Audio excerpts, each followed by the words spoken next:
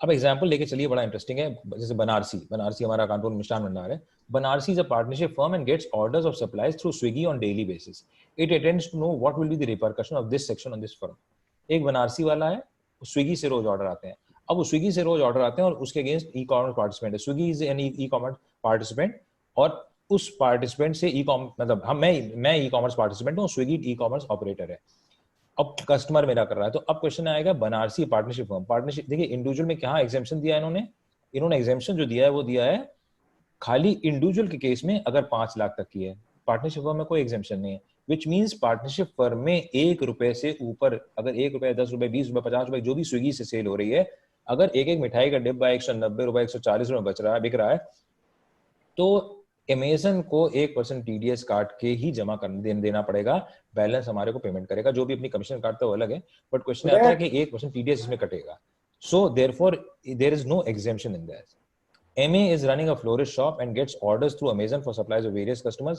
What should be the implication TDS? Similarly, MA, अगर MA individual है, mister MA word है इसमें, इसका तो मिस्टर MA है। अगर मिस्टर MA है, उनका अगर फ्लोरिस्ट है, तो उनके अगेंस्ट में देखा जाएगा कि 5 लाख की उनकी सेल है कि नहीं है अमेजन के थ्रू।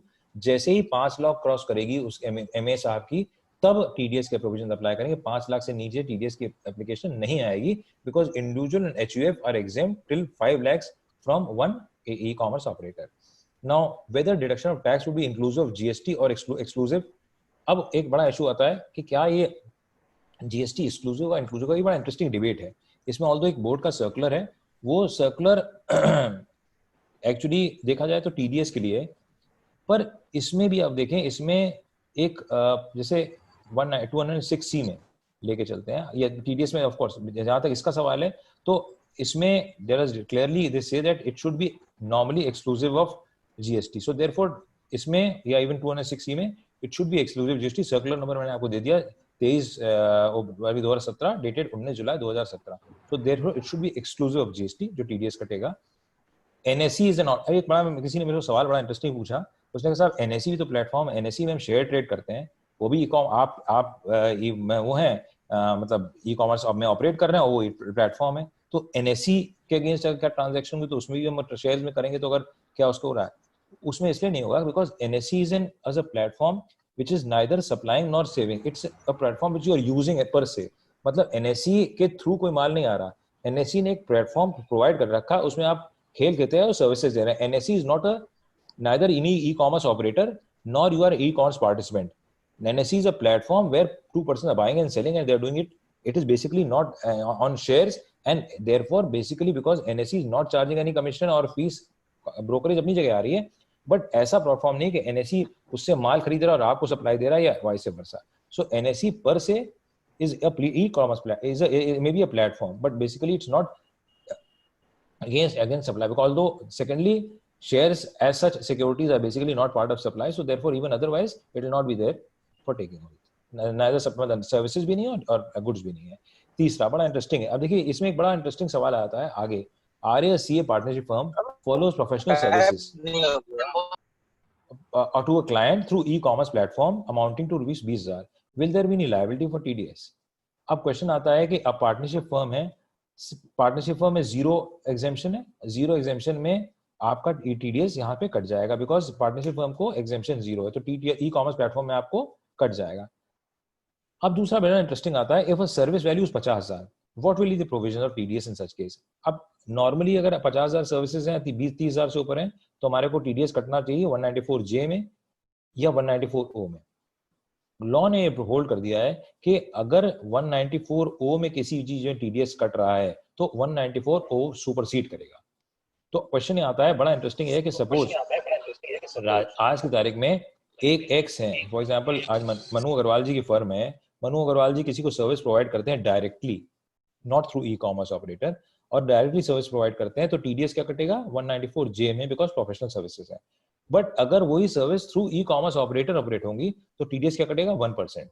सो देयरफॉर उस केस में जहां TDS थ्रू प्लेटफॉर्म आएगा 1% करेगा, और लॉ में प्रोवाइड कर दिया उन्होंने कि जहां जहां ई-कॉमर्स ऑपरेटर के थ्रू हो रहा है वहां TDS का रेट 1% ही होगा और वो सुपरसीड करेगा। उसमें लॉ में लिख दिया है कि जो चीज ई-कॉमर्स ऑपरेटर के थ्रू हो रही है, दोनों बड़ा इंटरेस्टिंग है, उसमें 2 सेक्शन मेंशन किए हैं, यानी अगर इंडिविजुअल के केस में सपोज आप 194O में पढ़ रहे हैं, फॉर एग्जांपल 5 लाख से नीचे है और टेक्निकली 194 आपको अप्लाई कर रहा है और ई कॉमर्स प्लेटफॉर्म के थ्रू आप ट्रेडिंग कर रहे हैं, भले ही आपका टीडीएस की लायबिलिटी ना है 5 लाख के मारे, फिर भी आपको 194J अप्लाई नहीं करेगा। मैंने अगला केस ले रखा है, एग्जांपल लेता हूं। DS is a proprietorship concern, a firm of lawyers and provides services through an e-commerce platform of 1 lakh. During the year to Messrs X Limited. This is only billing through the e-commerce platform by DS, whether there will be liability of TDS. Normally अगर आप सोचिए तो अगर lawyer की firm आपको TDS अगर 1 लाख का bill कर रही है तो आपको 1 लाख के ऊपर TDS काटना है 194J में, बट 194 ओवरराइड कर रहा है। तो अगर ई कॉमर्स ऑपरेटर के थ्रू आप कर रहे हैं और क्योंकि ये इंडिविजुअल है और 5 लाख से नीचे की सप्लाई है through this E commerce platform, तो क्योंकि 5 लाख से नीचे की सप्लाई और इंडिविजुअल है तो इसको ये ई कॉमर्स प्लेटफॉर्म के थ्रू तो कर रहा है, पर इसको 194O अप्लाई नहीं कर रहा। बट क्योंकि 194O में डायरेक्टली कह दिया कि 194 जहां अप्लाई कर रहा है दूसरे टीडीएस प्रोविजन अप्लाई नहीं करेंगे, तो इसमें 194J भी अप्लाई नहीं करेगा। तो अगर ये मिस्टर डीएस है, लॉयर है, अगर ई कॉमर्स प्लेटफॉर्म के थ्रू मुझे सर्विसेज प्रोवाइड करेंगे तो मुझे टीडीएस काटने की दरकार नहीं है, जो नॉर्मल केस में मुझे 10% टीडीएस 30,000 से ऊपर काटना चाहिए था। So this is one anomaly.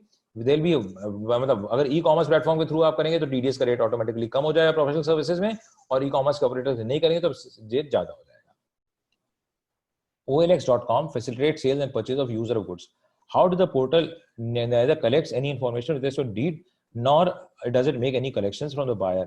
अब OLX आपने देखा होगा, OLX में क्या होता है, गाड़ी की सेल और परचेज दोनों आपस में लोग मिलकर बात कर लेते हैं। OLX को खाली जो भी होता है उस केस में again because the sales are not through the platform, purchases are not through the platform, therefore as such OLX के केस में ये अप्लाई नहीं करेगा, बिकॉज OLX क्या कर देता है कि ये गाड़ी इलाहाबाद में इस रेट पे बिक रही है, प्रयागराज में इस रेट पे बिक रही है, या बरेली में इस रेट पे बिक रही है, और वो गाड़ी जिसको चाहिए जाके खरीदे। तो मैं जाता हूँ, बायर से बात करता हूँ, वहीं पेमेंट करता हूँ और निकल आता हूँ। तो OLX is basically advertisement platform where there is an advertisement की गाड़ी इस रेट की बिक रही है। प्लेटफॉर्म के थ्रू ट्रांजैक्शन कोई नहीं होती है, platform is only an advertising platform. So therefore in that case as such there is no deduction of TDS and 194O will not apply. अब सम सेलर्स ऑन अमेजन, अब क्या प्रॉब्लम होती है, जैसे सेलर्स हैं अमेजन के, अगर कैश कलेक्ट डायरेक्टली कर लेते हैं from customers in respect of goods, Amazon के थ्रू माल बेचा और कस्टमर से डायरेक्टली कैश कलेक्ट कर लिया, तो उसमें क्या पोजीशन आएगी, उसमें पोजीशन ये आएगी कि जितना पैसा डायरेक्टली कलेक्ट किया है कायदे से, क्योंकि अमेजन को 1% टीडीएस काटना है उनके ऊपर, क्योंकि ई कॉमर्स ऑपरेटर को काटना है, तो अमेजन उनके ऊपर डेबिट नोट रेट इशू करेगा और उनसे 1% जो भी टीडीएस है वो कलेक्ट करेगा अगर डायरेक्टली पेमेंट उस पार्टी ले रही है। सो that is all about 194O जो इस साल आया है। अब हम आते हैं इक्वलाइजेशन। अब इक्वलाइजेशन लेवी और 194O का एक बाइफर्केशन बता रहा हूँ, जो मैंने भी आपको इक्वलाइजेशन लेवी बताया जो 1/4/2020 से आई है, और एक 194O। अब दोनों ही ई कॉमर्स प्लेटफॉर्म को अप्लाई करते हैं, और एक ई कॉमर्स प्लेटफॉर्म को अप्लाई करता है जो विदेशी ई कॉमर्स प्लेटफॉर्म है, और एक अप्लाई करता है जो हिंदुस्तानी ई कॉमर्स प्लेटफॉर्म है। ये दो अलग अलग कानून है। अब देखिए इसमें क्या है, abc.com non resident e commerce operator यानी इक्वलाइजेशन लेवी वाला है, ऑपरेट्स और make facilities the following transaction. E commerce operator बाहर का है, अब उसने अगर sale of goods and services Indian territory की तो बाहर वाला है, उसको इक्वलाइजेशन लेवी सिर्फ लगेगी और कुछ नहीं लगेगी, बिकॉज बाहर वाला बाहर हिंदुस्तान वाले को माल बेच रहा है, बाहर वाला हिंदुस्तान वाले को माल बेच रहा है, तो डायरेक्टली इक्वलाइजेशन लेवी लगेगी। हिंदुस्तान का प्लेटफॉर्म नहीं है ये। दूसरा देखिए, फैसिलिटेटिंग सेल ऑफ गुड्स और services by non resident e commerce participants in Indian territory. अब पहले वाला भी सेल्स एंड गुड्स सर्विसेज है, दूसरा भी sales goods and services by the non resident e commerce participant in Indian territory. यहां भी पोजीशन यही आएगी, सीधे इक्वलाइजेशन लेवी बाहर वाले लगेगी, बिकॉज अगेन सर्विसेज दे रहा है बाहर वाला ऑपरेटर इंडिया को। तीसरा इंपॉर्टेंट है, facilitating sales of goods of services by resident e commerce participant India. देखिए आज की स्थिति में अब विदेश वाला ई कॉमर्स ऑपरेटर है, सपोज अब विदेश वाला ई कॉमर्स ऑपरेटर है और वो हिंदुस्तान से माल खरीद के और हिंदुस्तानी को बेच रहा है। अमेजन यूएस में, इंडिया में कोई प्लेटफॉर्म नहीं है, पर मटेरियल इंडिया में खरीद रहा है और मटेरियल इंडिया में ही बेच रहा है, सपोज क्योंकि बाहर से खरीद के बेच रहा है। उस केस में प्रॉब्लम ये आती है कि उसमें एक्चुअली इंडियन प्लेटफॉर्म से ऑपरेट हो रहा है, तो उसमें आपको टीडीएस 194O भी आ जाएगा और इक्वलाइजेशन लेवी भी आ जाएगी। तो इस केसेस में जहां पे अगर रेजिडेंट से खरीद के, रेजिडेंट ई कॉमर्स पार्टिसिपेंट से खरीद के लेके चल रहा है, उस केसेस में सेल ऑफ गुड्स यहां से फैसिलिटेट हो रही है, यानी परचेजर यहाँ पे और प्लेटफॉर्म विदेश में है। उस केस में आपका दोनों इक्वलाइजेशन लेवी और 194 दोनों अप्लाई कर सकते हैं। That is of course a problem. Now foreign remittances, next section, foreign remittances is very interesting again. Who is liable for collection of TDS? Authorized dealers who receive an amount from remittance out of for remittance out of India from a buyer who remits the amount out of India under the LRS. No TCS if remittance is less than 7 lakhs in a year and is not for an overseas tour package. दो part हैं, एक 7 लाख का और एक tour package, दो अलग अलग चीजें हैं. तो अब आइए दूसरा, एक तो हो गया LRS जो हम कर सकते हैं. अब आपको सब पता है $2.5 लाख तक कोई भी आदमी LRS में जमा कर पैसा दे सकता है for any purposes overseas. So $2,50,000 है, वो you can remit overseas as per FMR. और दूसरा के इसमें TCS का है, seller of an overseas tour program who receives any amount from a buyer being a person who purchases such package. Earlier at the time of debiting the amount payable by the buyer, और at किस समय करना है? Earlier of the time of debiting amount payable by the buyer or the time of receipt of such amount from the said buyer by any mode. तो debit या receipt by any mode. Rate of TCS 5%. Now rate of TCS उस वाले 5% है. अब क्या है, अलग अलग आइए. एक चीज और ध्यान रखिएगा, मैं यहाँ पे रेट्स बता रहा हूं आपको जो नॉर्मल रेट्स हैं. करंट ईयर के लिए रेट्स 75% कर दिए गए हैं, तो आप उसको जितने रेट्स मैं बता रहा हूं उसको 75.75 कर दीजिएगा. 75% रेट से अगर 31 मार्च तक इसके 75% ही अप्लाई करेंगे. ये नॉर्मल रेट्स बता रहा हूं आपको क्योंकि अगले साल ये आएंगे, बट अभी फॉर इस पर्पसेस के लिए मैंने रेट्स मॉडिफाई नहीं किए हैं. You should read this as 75% of 50.5% है, क्योंकि आपकी कोविड के लिए उन्होंने 75% रेट्स कर दिए थे, 25% का बेनिफिट दिया था टीडीएस और टीसीएस के लिए. Now 0.5% of the amount in excess of 7 lakhs if the amount being remitted out of India is a loan obtained from financial institution as defined in section 80 for the purpose. यानी अगर हमने financial institution से loan लेके बच्चे की पढ़ाई के लिए दिया है तो 0.5% टीडीएस होगा. उसके बाद 5% of the amount in excess of 5 lakhs in case of remittance under LRS अगर है, और 5% amount in pay for overseas tour package where amount of corrected by seller overseas package no TCS by AD bank. In case of PAN Aadhaar it is not provided by the buyer, TCS shall be 10%. तो question आता है कि अगर आपने आधार वो नहीं दिया तो टीसीएस का रेट आपका 10% हो जाएगा. नाउ लेट अस, बड़ा इंटरेस्टिंग है ये ओवरसीज टूर प्रोग्राम वर्ड है. ओवरसीज टूर प्रोग्राम को उन्होंने डिफाइन किया लॉ में. ये कहते हैं ओवर LRS सिंपल है, ओवरसीज जरा सा कॉम्प्लिकेटेड आता है. Overseas tour program means any tour package which offers visit to the country or countries or territories outside India and includes expenses for travel or hotel stay or boarding or lodging or any other expenditure of similar nature or in relation thereto. ये पूरा उन्होंने definition डाल दिया. अब question सिर्फ ये आता है क्या और अगर हम पढ़ेंगे तो क्या टिकट बुक करना सिर्फ भी मेरा टूर प्रोग्राम हो जाएगा या ट्रैवलिंग आ जाएगा? वर्ड लिखा overseas tour program package. Word is a package, word is not individual. And when you talk dictionary अगर मीनिंग आप पैकेज या पैकेज हॉलिडे का देखें तो there should be more than one services because what is a package? Package cannot be a single service. So normally it should be more than one services. A package has defined as a holiday arranged by a travel company in which your travel and accommodation are booked for you. Thus whether there is booking for travel accommodation both TCS may apply. So therefore you have to see package should imply more than one services normally. Example अच्छा अब case study में आ जाए LRS में.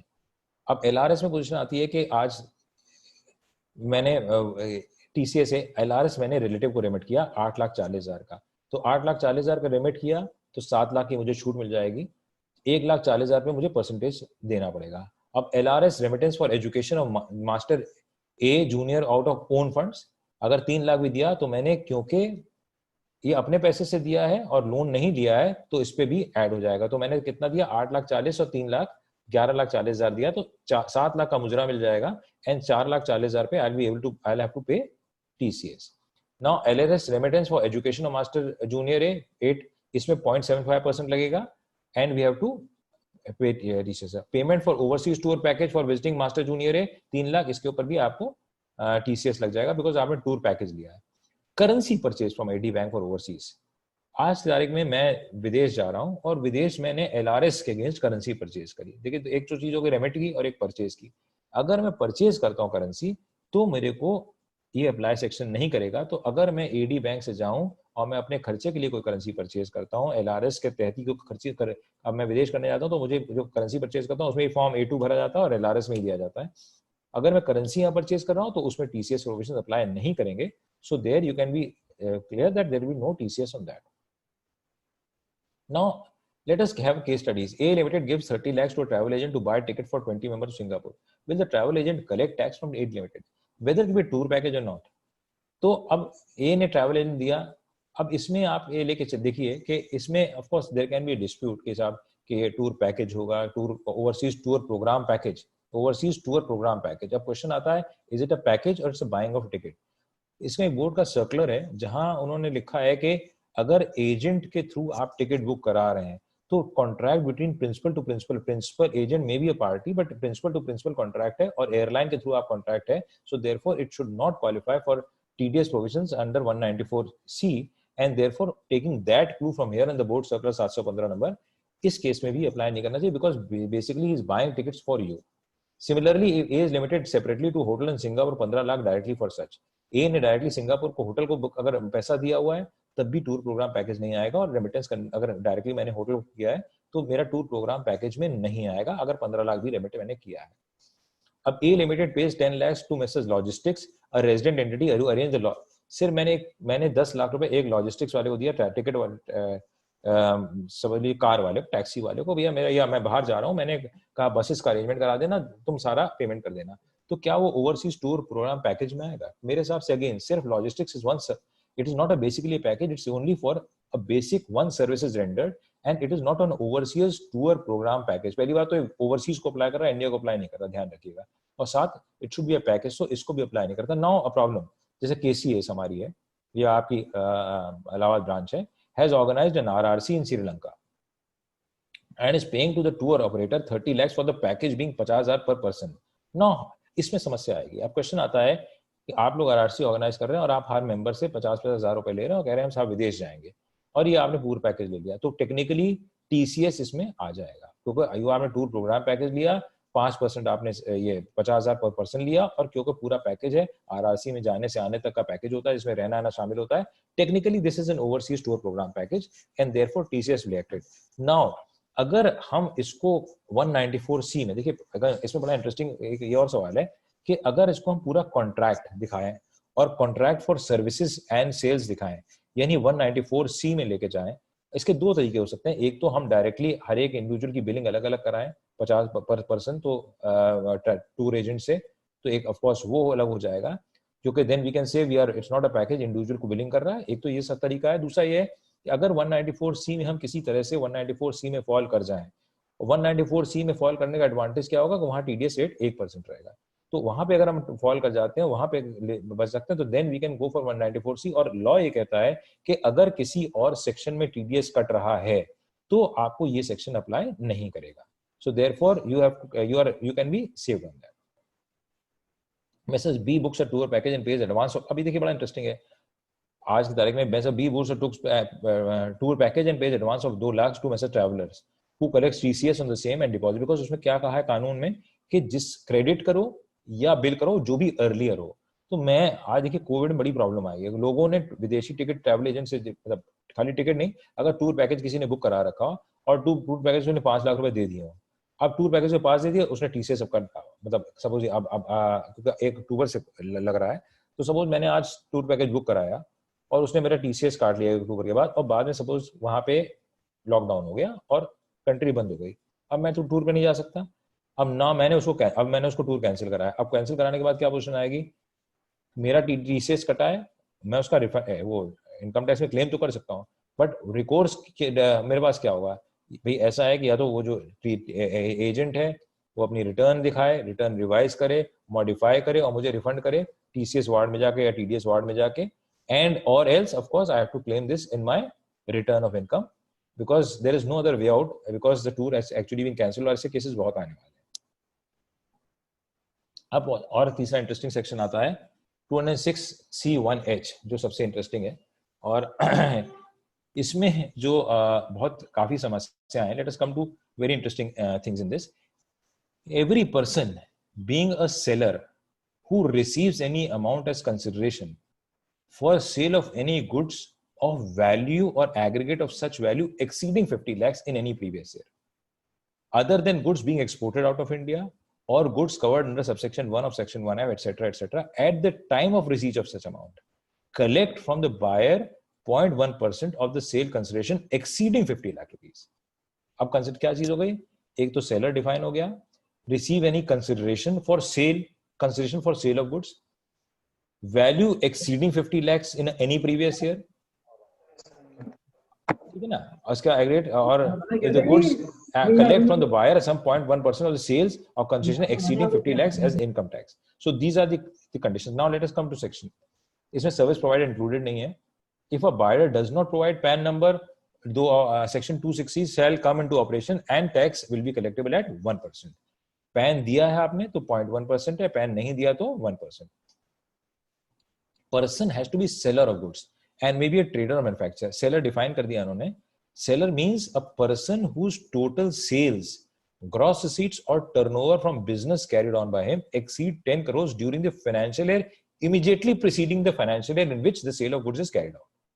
Not being a person as of central government as being notified and so and so. Now let us again come. किसको exempted है?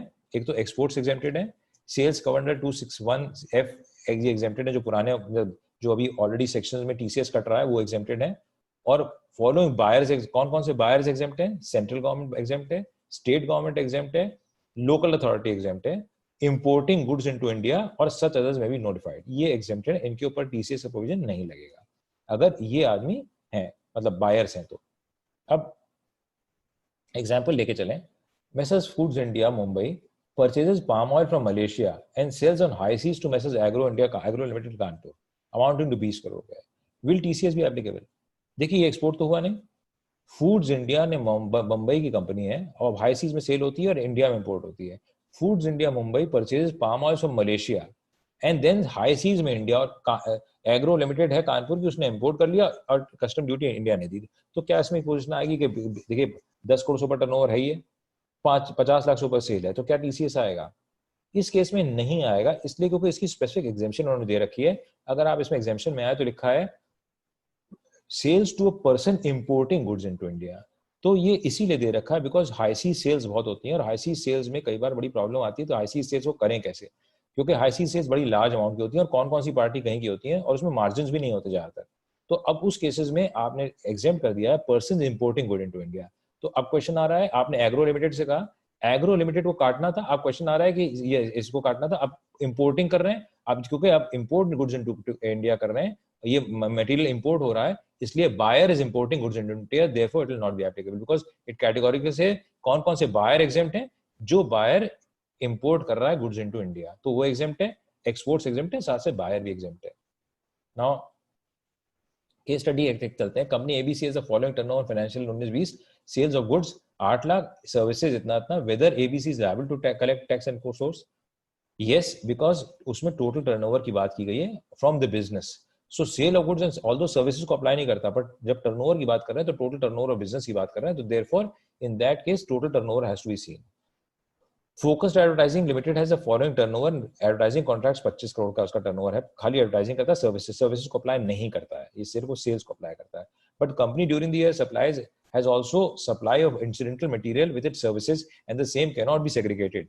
Though the supplies are over 50 lakhs, what is the applicability of provision of section 206(1)(h) if bills are party exceed rupees 50 lakhs? Now, if the for this, if the bills are only in respect of services, advertising contracts, including whatever material you are supplying. If it is only in respect of services, then it will not be there. But if it is in case of supplies, अगर हम supply लेके चल रहे हो, material supply अगर कोई भी कर रहे हैं, तो वो 25 करोड़ से ऊपर की टर्नओवर है और सप्लाई अगर उसको 50 लाख से ऊपर की हमारी सप्लाई आ रही है, तो हमारे को टीसीएस में आ जाएगा, बिकॉज अदर मटेरियल सप्लाई कर रहे हैं और टोटल टर्नओवर है 10 करोड़ से ऊपर रहा है. Advertises only advertising receipts and bills for advertising which include certain goods, sandys, etc. Amount हुआ. अब इस केस में क्या है कि क्योंकि सिर्फ एडवर्टाइजिंग की रिसीट्स कर रहा हूं मैं और मटेरियल रिसीव्स नहीं कर रहा हूं, एडवर्टाइजिंग रिसीव सिर्फ कर रहा हूं, मटेरियल सप्लाई कोई रिसीट नहीं है, देयरफॉर इन केस में टीसीएस नहीं आएगा, because unless until there is supply of materials there TCS आएगा, टीसीएस आएगा, क्योंकि यहाँ सप्लाई ऑफ मटेरियल नहीं है, सिर्फ एडवर्टाइजिंग लिमिटेड की बिल है, तो सप्लाई सर्विसेज को अप्लाई नहीं करता, इसलिए इस केस में टीसीएस नहीं आएगा। तो जो भी सर्विस प्रोवाइडर्स हैं उन service, for example chartered accountant है, चार्टर्ड अकाउंट सर्विस प्रोवाइडर है, सर्विस प्रोवाइडर में अगर कुछ मटेरियल यूज कर रहे हैं, हम पेपर यूज कर रहे हैं, कुछ भी कर रहे हैं, स्टैंड यूज कर रहे हैं और हम बिल खाली उसका दे रहे हैं, तो इसलिए उन केसेस में नहीं आएगा। So therefore to that extent they will be exempt. Very interesting, MRN Limited is an hospital and thus only a service provider. During the year it sells old equipment of 60 lakh. Will there be liability of TCS? अब देखिए क्या position आती है, MRN hospital है, ये मान के चलते हैं 10 करोड़ से ऊपर का टर्नओवर पिछले साल रहा होगा। अब उसने सप्लाई किया 60 लाख का इक्विपमेंट।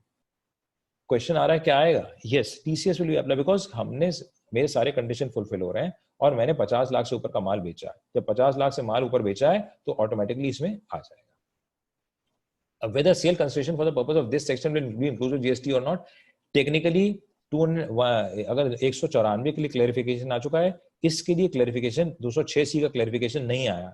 पर मैं वर्डिंग्स में अगर जाऊं, देखिए टू वर्डिंग्स, अगर मैं वर्डिंग्स इंटरप्रेट करूं अपने हिसाब से, तो दो अलग अलग पार्ट हैं। 206C में अगर आप चलें तो पहला पार्ट है जैसे कार और व्हीकल्स का सेल या टेंडू लीव्स का सेल। जो टेंडू लीव्स के सेल वगैरह में लिखा है टीडीएस प्रोविजन, उसमें कहां लिखा है कि the amount debited to the party account, और यहां पे लिखा है consideration for sale of goods. तो अमाउंट डेबिटेड का इंटरप्रिटेशन बाद में निकला है, बिकॉज अमाउंट जब डेबिटेड हम कर रहे हैं तो debited will always include GST, inclusive GST, because हम खाते में जब डेबिट करेंगे किसी को तो जीएसटी मिला के डेबिट करेंगे। और यहां सिर्फ कंसिडरेशन फॉर सेल की बात कर रहे हैं, तो to my mind interpretation it should technically not be inclusive GST, it should be exclusive GST, because यहां अगर यहां डेबिटेड और सम पेड और डेबिटेड की बात नहीं कर रहा है, इसमें लिखा है कंसिडरेशन फॉर सप्लाई, एक supply consideration for sales and receipt in respect of consideration for sales. इनमें कहीं नहीं लिखा टोटल कंसिडरेशन या वर्ड कुछ नहीं लिखा, तो consideration of sales and receipt in consideration. Whereas अगर इसी सेक्शन में ऊपर आप जाएंगे, जैसे कार बेचते हैं, फॉर एग्जांपल कार है, व्हीकल्स है, तो व्हीकल्स में 10 लाख से ऊपर अप्लाई करता है। अब 10 लाख से ऊपर अगर व्हीकल में अप्लाई करता है तो आदमी टीसीएस काटता है और डेबिट करता है, उसमें लिखा है debited. So in that cases it will apply, otherwise it will not apply. तो टू माय माइंड ऑल्दो आप अगर आप सेफली सेफर साइड चाहे काटना चाहे काट लें, बिकॉज अभी कानून आ रहा है, पर टू माय माइंड होना नहीं चाहिए। But of course you can play safe if you want and you can deduct also. Very interesting. Now let us come to the case studies. कैसे क्या होगा, मतलब बड़ा इंटरेस्टिंग है। अब एक एक पार्ट चलते हैं। पहला party A, opening debit 75 lakh, sales 10 lakh current में हुई, रिसीट 55 लाख हुई, क्लोजिंग 30 लाख हुआ। अब सेल्स कितनी है? 75 लाख, नहीं सॉरी 10 लाख। इस साल में सेल्स हमारी 10 ही लाख की हैं, तो ऑटोमेटिकली क्योंकि 10 लाख की सेल्स हैं, उस पार्टी को 50 लाख से नीचे की है, रिसीट मेरी जितनी भी होंगी ये सेक्शन अप्लाई नहीं करेगा। मुझे इस साल में 50 लाख की सेल से ऊपर करना होगा तभी ये सेक्शन अप्लाई करेगा। तो पहले केस में अप्लाई नहीं करेगा क्योंकि रिसीट्स पुराने साल की सेल के अगेंस्ट है। पार्टी बी आई है, 75 lakh, sales 55 lakh, receipt 25 lakh, closing debit 1 lakh. मुझे रिसीट कितनी है? 25 लाख की, सेल्स मैंने 55 लाख की है, पर receipt will be in respect of opening balances. और क्योंकि करंट ईयर की सेल्स के अगेंस्ट मुझे एक भी पैसा नहीं मिला है, इसलिए अगेन ये सेक्शन अप्लाई नहीं करेगा, बिकॉज ये सेक्शन साफ कहता है कि करंट ईयर जो आपने सेल्स किया, सेल्स के समय नहीं कटना है। कब कटना है? जब उस सेल्स के अगेंस्ट पैसा रिसीव हो आपको, तो इसलिए उसमें भी नहीं कटेगा। नो पार्टी सी, ओपनिंग डेबिट था 75 लाख, तो रिसीट पहले हो चुकी थी, करंट ईयर में सेल हुई है, उसको अप्लाई नहीं करेगा ऑटोमेटिकली। अब पार्टी डी, ये आप लेके चलिए फॉर एग्जांपल 25 लाख। मतलब ये सेक्शन ऑपरेटिव बड़ा मुश्किल है, होगा कैसे, और ऑफ कोर्स मैं बताऊंगा आपको कैसे इसको ऑपरेशन में लाना है, इसके बाद में बताऊंगा आपको। पर party D 25 lakh opening debit है, 55 लाख की सेल है और लेस रिटर्न्स 10 लाख की है, रिसीट 30 लाख की है और क्लोजिंग 10 लाख का है। ये मान के चलें सब अक्टूबर के बाद का है जो सेल और वगैरह होगी, मतलब ड्यूरिंग द ईयर है। तो आप ये लेके चलिए कि 55 लाख के अगेंस्ट अगर रिटर्न्स पहले ही हो गई, पेमेंट आने से पहले, तो टेक्निकली सेल्स 45 लाख की हुई तो ये अप्लाई नहीं करेगा। पर रिटर्न्स अगर बाद में हुई तो 30 लाख में 25 लाख के अगेंस्ट 25 लाख ओपनिंग के अगेंस्ट आ गया, 5 लाख रिसीव हुआ मेरा इन एक्सेस। तो अगर आप 5 लाख लेके चलेंगे तो again you can take that into account. बल्कि क्वेश्चन ये आता है कि अगर आप लेके चलेंगे तो क्योंकि receipts of course should be in excess of 50 lakh, technically ये भी अप्लाई नहीं करेगा। अब पार्टी ई में आइए। पार्टी ई जो अब इंटरेस्टिंग, सपोज नाउ मुझे आज एडवांस मिला, मींस अक्टूबर के बाद एडवांस मिला, नवंबर दिसंबर जनवरी में एडवांस मिला 65 लाख का, और मेरा क्लोजिंग क्रेडिट बैलेंस 65 लाख खड़ा हुआ है। तो क्या मेरे को टीडीएस, बिकॉज देखिए सेक्शन बड़ा बड़ा अगर हम विचित्र है इतना, अगर हम लोग दोबारा पढ़ें, बिकॉज ये वर्डिंग सेक्शन की ऐसी है कि every person being a seller who receives any amount as consideration for sale of any goods of value or aggregate of such value exceeding 50 lakhs in any previous year, other than the goods being exported or goods covered in the subsection 1F of shall at the time of receipt of such amount collect. तो consideration for sale, अब question आता है receipt of such amount collect from the buyer, तो हमें करना है TCS receipt of such amount. अब मैं क्वेश्चन आता है जब मैं इस सवाल में आपके आया था, ये 65 लाख मुझे पैसा रिसीव हो गया, पर क्या मैं ये कह सकता हूं इस साल में मेरी 50 लाख से ऊपर की सेल थी? 50 लाख से ऊपर की सेल नहीं थी। जब मेरी इस साल में 50 लाख के ऊपर की सेल थी ही नहीं उस पार्टी को, तो टेक्निकली ये सेक्शन मुझे अप्लाई नहीं करा, बिकॉज मेरा कंडीशन ये है कि कंसिडरेशन फॉर सेल इस साल में नहीं है। तो इस साल में टीसीएस मैंने 65 लाख रिसीव भी कर लिया, तो टेक्निकली नहीं आएगा। अब क्वेश्चन आता है कि अब अगले साल में problem, because computation provision fail हो जाता है, मुझे पता ही नहीं ना 65 लाख के इसमें बिल कितने का काटूंगा, ये क्या होगा। ऑल्दो रिसीव के समय करना है, बट क्योंकि सेल्स इस साल नहीं हुई तो टेक्निकली ये सेक्शन नहीं आएगा।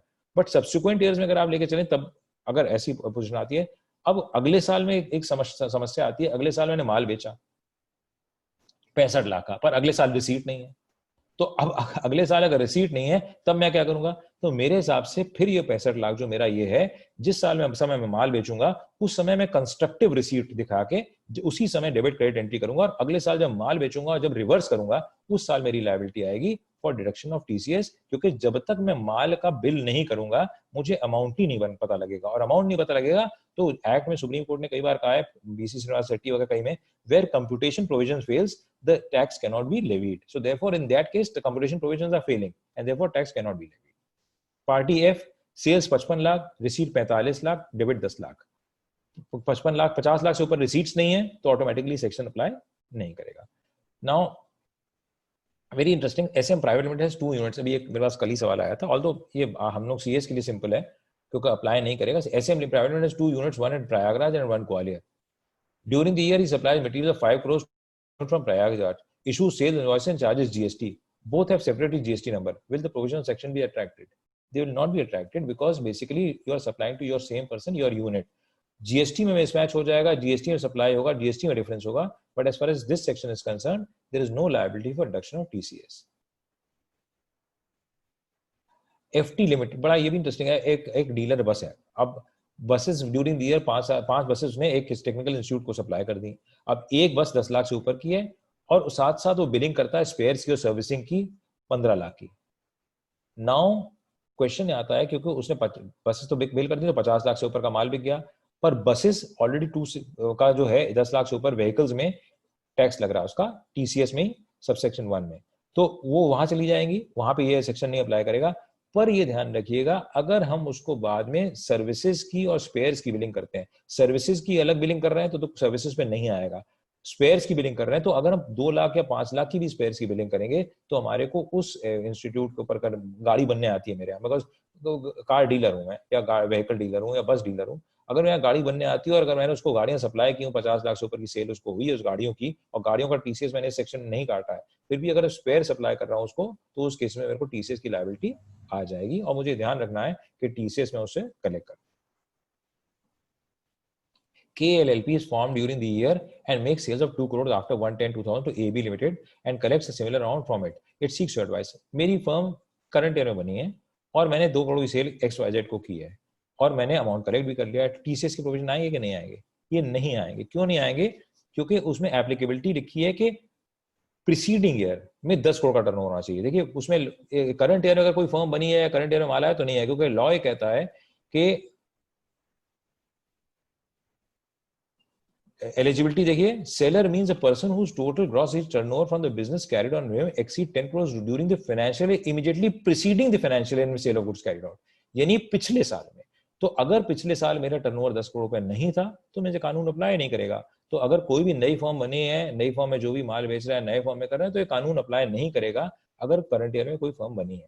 तो ये भी to that extent you will be safe. Now another important is whether for the purpose of section TCS turnover already made up to 39 will be taken into account or calculated the limits of 50 lakhs and 7 lakhs for remittance. What does it imply then? क्या क्या 50 लाख जो हमने limit है वो 1 अक्टूबर से शुरू होगी, या 7 लाख का रेमिटेंस 1 अक्टूबर से शुरू होगा, पुराना शामिल हो जाएगा? यानी सपोज मैंने 50 लाख का माल ऑलरेडी 31 अक्टूबर तक बेच दिया था, 31 और 30 सितंबर तक बेच दिया था, तो 1 अक्टूबर में अगर मैं उसको 5 लाख का माल भी बेचता हूं तो मेरे को अप्लाई करेगा? या रेमिटेंस 7 लाख की कर दी थी, अब मैं 1 लाख करूं तो भी अप्लाई करेगा? जी करेगा, क्योंकि एग्रीगेट वर्ड इस्तेमाल है। तो 50 लाख से ऊपर का अगर टर्नओवर आपने ड्यूरिंग द ईयर अब तक कर लिया है, अगर पिछले इस साल और पिछले साल आपका 10 करोड़ से ऊपर है, तो आपको 1 रुपए की भी सेल आप 1 अक्टूबर से करेंगे तो आपको ये अप्लाई सेक्शन करेगा। अब तरीका क्या है? Now let us come to this. ये तो सब डिस्कस हो गया। Now what is the way out? See, technically मैं आपको सजेस्ट करता हूं, जो हम लोग बेसिकली हम लोग क्लाइंट्स को सजेस्ट कर रहे हैं, पहला तो काम ये करिए कि 31-30 सितंबर तक के उन पार्टियों को जितने भी खाते हैं बड़ी पार्टियों के, उनके खाते अलग कर दीजिए। 30 सितंबर तक एक खाता रखिए और 1 अक्टूबर से एक नया खाता खोल दीजिए उस पार्टी का। एडवांटेज क्या होगा कि 30 सितंबर तक आपका जो भी पोजीशन आएगी, आपको 30 सितंबर तक जो भी आपने माल बेचा कलेक्ट जरूरत नहीं है, और 30 सितंबर तक का जो माल बेचा है उसका जो पैसा आप रिसीव करें उसमें भी आपको टीसीएस की जरूरत नहीं पड़ेगी। तो आप एक ही पार्टी के 2 लेजर अकाउंट खोल दीजिए। 30 सितंबर तक का जो माल आपने बेचा वो खाता अलग खोल दीजिए और 1 अक्टूबर से खाता अलग खोल दीजिए। तो उससे एडवांटेज होगा कि पुराना आपका रिपीट नहीं होगा, डबल डबल खाते हो जाएंगे। और दूसरा, टेक्निकली ये जरूर है कि आपको रिसीप्ट देना है। अब उसका तरीका क्या है कि as such there can be one, although it is again contrary to law, but law के हिसाब से नहीं है, but for better comfort, because law actually this is the only section जिसमें ये कहा है कि साहब रिसीट के समय आप करेंगे, जबकि बाकी सारे टी सेक्शन कहते हैं डेबिट और realisation whichever is earlier. मतलब हमेशा कहा कि क्रेडिट और payment whichever is earlier, TDS सारे सेक्शन। इसमें लिख दिया है कि अमाउंट निकालना तो सेल से पड़ेगा आपको, पर पे करना पड़ेगा जिस समय पैसा कलेक्ट करें। तो अगर 2 साल बाद कलेक्ट कर रहे हैं तो टीसीएस की लायबिलिटी 2 साल बाद आएगी। अगर आज आपने माल दिया और 2 साल बाद है तो 2 साल बाद टीसीएस की लायबिलिटी आएगी। स्पेशली सरकारी कंपनी में तो बड़ी प्रॉब्लम आती है, कोई बार पेमेंट नहीं आते काफी। गवर्नमेंट एग्जेम्प्ट है पर कॉर्पोरेशन एग्जेम्प्ट नहीं है। For example BHEL, coal India, इनको आप सप्लाई करें तो एग्जेम्प्ट नहीं है, तो वहां पेमेंट बहुत बाद में आता है, तो उसमें समस्या आती है। तो अब क्वेश्चन आता है कि आज की स्थिति में मैं इनवॉइस में अलग से टीसीएस डेबिट करूं अगर 50 लाख से ऊपर की सेल आ रही है, और कलेक्शन करूं रूटीन पार्टी में, या अलग से डेबिट नोट रेज करूं? कायदे से as per legal provision of law जाऊंगा तो जैसे ही मुझे रेमिटेंस मिलती है मुझे कायदे से उससे टीसीएस कलेक्ट करना चाहिए उस समय। बट उस समय प्रैक्टिकली पार्टी अलग से, आप कहोगे अलग से पैसा, आप अलग से डेबिट नोट रेज करो और वो रेमिटेंस पूरे सेल्स की करे और नहीं आएगा, वो प्रैक्टिकली पॉसिबल नहीं होगा। तो कायदे से सेल्स के साथ ही साथ अगर आपको डेबिट नोट रेज करना है या सेल इनवॉइस का पार्ट आपको करना है, तो सेल इनवॉइस का पार्ट करके टीसीएस आप चार्ज कर लीजिए, और जिस समय आए टीसीएस उस समय आप टीसीएस का जमा कर दीजिए। क्योंकि इसमें मिसमैच भी बहुत होंगे, क्योंकि प्रॉब्लम ये आती है कि आज की स्थिति में पार्टी ने पेमेंट 1 साल बाद मतलब अगले साल में किया, और मैंने कर सपोज इस साल में अपना दिखा दिया, तो आज 26 एस में मिसमैच आएगा। अब 26 एस हम लोग बात कर रहे थे 194 ओ में भी। अब स्विगी वाला खाता है, अब स्विगी से बनारसी मिष्ठान से एक दिन में 50 आदमी माल लेके जाते होंगे। अब अगर हर एक 100 रुपए पे 50, उसमें लिमिट कोई छोड़ी नहीं, उन्होंने दी नहीं। अब अगर 100 200 500 रुपए का मटेरियल अगर जा रहे हैं, उसके वजह से अगर हम समझ लीजिए टीडीएस काट रहे हैं, या यहाँ पे मटेरियल में टीडीएस काट रहे हैं, तो सारा मिसमैच आएगा। और अब एनईएसी से असेसमेंट हो रहा है, जब एनईएसी से असेसमेंट होगा फेसलेस से, तो आप पोजीशन समझिए कि कैसे मतलब 26 एएस मैच होगा और कैसे सारे सेक्शन मैच होंगे, मिसमैच कहां तक आएगा और कैसे होगा। तो ये of course grey area in the sense, मेरे हिसाब से टेक्निकली अगर व्यापारिक तरीके से नॉर्मल सर्कमस्टांसेस है, अगर नॉर्मल व्यापार है, तो आप बिल करिए, बिल के साथ आप टीसीएस चार्ज करिए और कलेक्शन करते जाइए जो रेगुलर पेमेंट चल रहा है। बट हाँ, एक्सेप्शनल पेमेंट फॉर एग्जाम्पल जहाँ डिलेड है, प्रोजेक्ट कंप्लीशन मेथड है, या प्रोजेक्ट जो मतलब टीडीएस सेक्शन, और बिकॉज प्रोजेक्ट्स वगैरह में कई जगह ऑलरेडी आपके और प्रोविजन में टीडीएस के अप्लाई कर रहे हैं, तो वहां पे जहां 194C वगैरह कर रहा है वहां ये प्रोविजन अप्लाई नहीं करेगा। ये ध्यान रखिएगा, जहां 194C कर रहा है वहां प्रोविजन अप्लाई नहीं करेगा, तो वो अलग अलग आपको करना पड़ेगा। बट नॉर्मली अगर प्योरली सेल्स ट्रेडर है, सेल है और नॉर्मली पैसा आता जा रहा है, तो आप इनवॉइस साथ करिए और जैसे पेमेंट आए उस समय आप उसको जमा कर दीजिए टीसीएस, बिकॉज जमा आपको तभी करना जब आपको पेमेंट रिसीव हो रहा है। So this is what I wanted to talk about this. These are the issues regarding TCS, and then I'll go for the tax audit because already आधा टाइम हो ही गया। टैक्स ऑडिट में भी कुछ issues इन्होंने अलग से मुझे रितेश जी ने कहे हैं, वो मैं कवर कर लूंगा। बट उसके अलावा मैंने कोई इश्यूज अपने लिए हुए हैं जो मैंने पिछली बार झांसी और वहाँ पे कवर नहीं किए थे, कुछ करे भी हैं कुछ नहीं भी किए, बट बिकॉज इलाहाबाद पहली बार हम लोग डिस्कस कर रहे हैं तो I would like to discuss about tax audit importantly. एक तो कॉमन एरर्स हैं, ये हम लोग ने पहले डिस्कस झांसी वगैरह में किए हुए हैं, तो ध्यान रखिएगा कि बेसिकली कॉमन मिस्टेक्स जो हम लोग करती हैं 44AB में हम कौन से सेक्शन में कवर हुए देख लीजिएगा। SA 700 मैंने पिछली बार बताया था, SA 700 हमारे को अप्लाई करता है, और SA 700 में इंस्टीट्यूट डायरेक्टली कहता है, क्योंकि जनरल पर्पस फाइनेंशियल स्टेटमेंट्स हैं, इंस्टीट्यूट कहता है कि हमारे को SA 700 के सारे कंप्लायंसेस करने हैं, और जिस to audit report to be address to whom, how to apply. अब एक सवाल जैसे आता है कि साहब हम 3CD फॉर्म में कैसे दें कि जैसे हम SA 700 में देते हैं कि मैनेजमेंट का क्या ऑब्लिगेशंस हैं और ऑडिटर के क्या ऑब्लिगेशंस हैं, तो हाउ टू गिव दैट। वो अगर आप देखें तो अगर आप यूटिलिटी में देखें तो यूटिलिटी में आपको 3 दिख रहा होगा, 3A के नीचे आप SA 700 के जो भी हैं वो लेके कॉपी पेस्ट कर दीजिए, और कॉपी पेस्ट करने के बाद 3A के साथ आप कितना क्या मैनेजमेंट रिप्रेजेंटेशंस हैं और क्या ऑडिटर्स की रिस्पॉन्सिबिलिटीज, ऑडिटर ने कैसे ऑडिट किया है, ये क्योंकि 3CB को ही अप्लाई करेगा, क्योंकि 3CA में तो ऑडिट किसी और ने किया है, यहाँ पे क्योंकि 3CB में आप ट्रू एंड फेयर व्यू दे रहे हैं तो SA 700 अप्लाई करेगा, और SA 700 सीधे सीधे लेके यहाँ पे आप कॉपी पेस्ट कर दीजिए, जिससे आपका कंप्लायंस हो जाए। ये जरूरी है, मैंडेटरी है, इंस्टीट्यूट गाइडेंस के हिसाब से है। और अगेन मनु तो डिसिप्लिनरी में है, मनु उस समय क्योंकि है नहीं, पर आप देखिएगा डिसिप्लिनरी में मनु जब डिस्कस करेंगे तो बहुत छोटी छोटी आजकल ऐसी ब्लेटेंट मिस्टेक्स, यानी अगर CA ने लॉस को प्रॉफिट और प्रॉफिट को लॉस भी लिख दिया तो भी डिसिप्लिनरी कमेटी कहती है कि आपकी नेग्लिजेंस है, जबकि प्रॉफिट लॉस में सही आ रहा है। तो इसलिए क्योंकि अब इंस्टीट्यूट इतनी ज्यादा केयरफुल हो गई है और इतने सारे केसेस हो रहे हैं, तो इसलिए we have to be careful कि हम लोग इंस्टीट्यूट के कंप्लायंसेस सारे करें। एड्रेसेस ऑफ कोर्स हम लोग को मतलब वी हैव टू MCA की साइट से जाके देख लें, और MCA की साइट से देखने के बाद हम लोग ये चेक करें एड्रेस कहाँ है क्या नहीं है। साथ साथ books of accounts computer system में मेंटेन हो रही है, हमें देना जरूरी है, we have to give that as a mandate. Method of valuation of closing stock, इस बार अगेन इस बार क्या है, कोविड में हम लोग अभी एक कानपुर CS सोसाइटी ने भी हम लोग का रखा था केस स्टडी रिगार्डिंग कोविड। तो कोविड में काफी प्रॉब्लम्स आ रही हैं, फॉर एग्जांपल एक जैसे ब्रॉयलर चिकन वाला, अब चिकन वाले के स्टॉक खराब हुआ, या समझ लीजिए चिप्स हैं या मेडिसिन हैं, एक्सपायरी डेट का सामान है, ब्रेड वाले के यहाँ है, तो अगर लॉकडाउन 22 अगर मार्च को हो गया और 2 महीने तक चला, तो 2 महीने तक का गया और माल वापस आया, तो हमें लॉकडाउन में कैसे क्या करना है, तो उस हिसाब से हमें वैल्यूएशन ऑफ स्टॉक्स के हिसाब से 31 मार्च को क्या क्या राइट ऑफ करना है, क्या क्या राइट बैक करना है। बिकॉज हम लोगों ने केस स्टडीज की थी, काफी अच्छी केस स्टडीज थी, लखनऊ CS सोसाइटी का RRC थी, और उसमें पैनल स्पीकर थे मनोज फडणवीस साहब और मैं दोनों थे, टैक्सेशन उसके ऊपर। तो we had a very good discussion and how to account for accounting aspects और tax aspects of every individual situation, कि मेरा माल कब खराब हो रहा है, माल कितना खराब हो रहा है, मुझे कहाँ क्वालिफिकेशन देना है, क्या एक्सेप्शनल आइटम होगा, क्या एक्स्ट्रॉर्डिनरी आइटम होगा, वो हमने डिस्कस किया। खैर, तो वो मैं हिसाब से कहना चाह रहा था, method of valuation of closing stock आपको प्रॉपर्ली देना है, और अगर इन्वेंट्री आप राइट डाउन कर रहे हैं कहीं भी, तो राइट डाउन कर रहे हैं, तो अगर एक्सेप्शनल राइट डाउन है, बिकॉज इन्वेंट्री आप NRV पे लेके चल रहे हैं, लोअर ऑफ कॉस्ट और NRV पे लेके चल, कॉस्ट से नीचे लेके चल रहे हैं, तो उसका डिस्क्लोजर देना जरूरी है। साथ साथ आपको हाथ के हाथ अगर आपको लगता है कि हाँ उसको फर्क, तो एक्सेप्शनल आइटम में आपको देना इसको जरूरी पड़ेगा, ये ध्यान रखिएगा। Now Covid and other issues we have already, अब कोविड के इश्यूज हैं, ये हम लोगों ने डिस्कस किए थे, ये आपको मैं again I will go fast on this.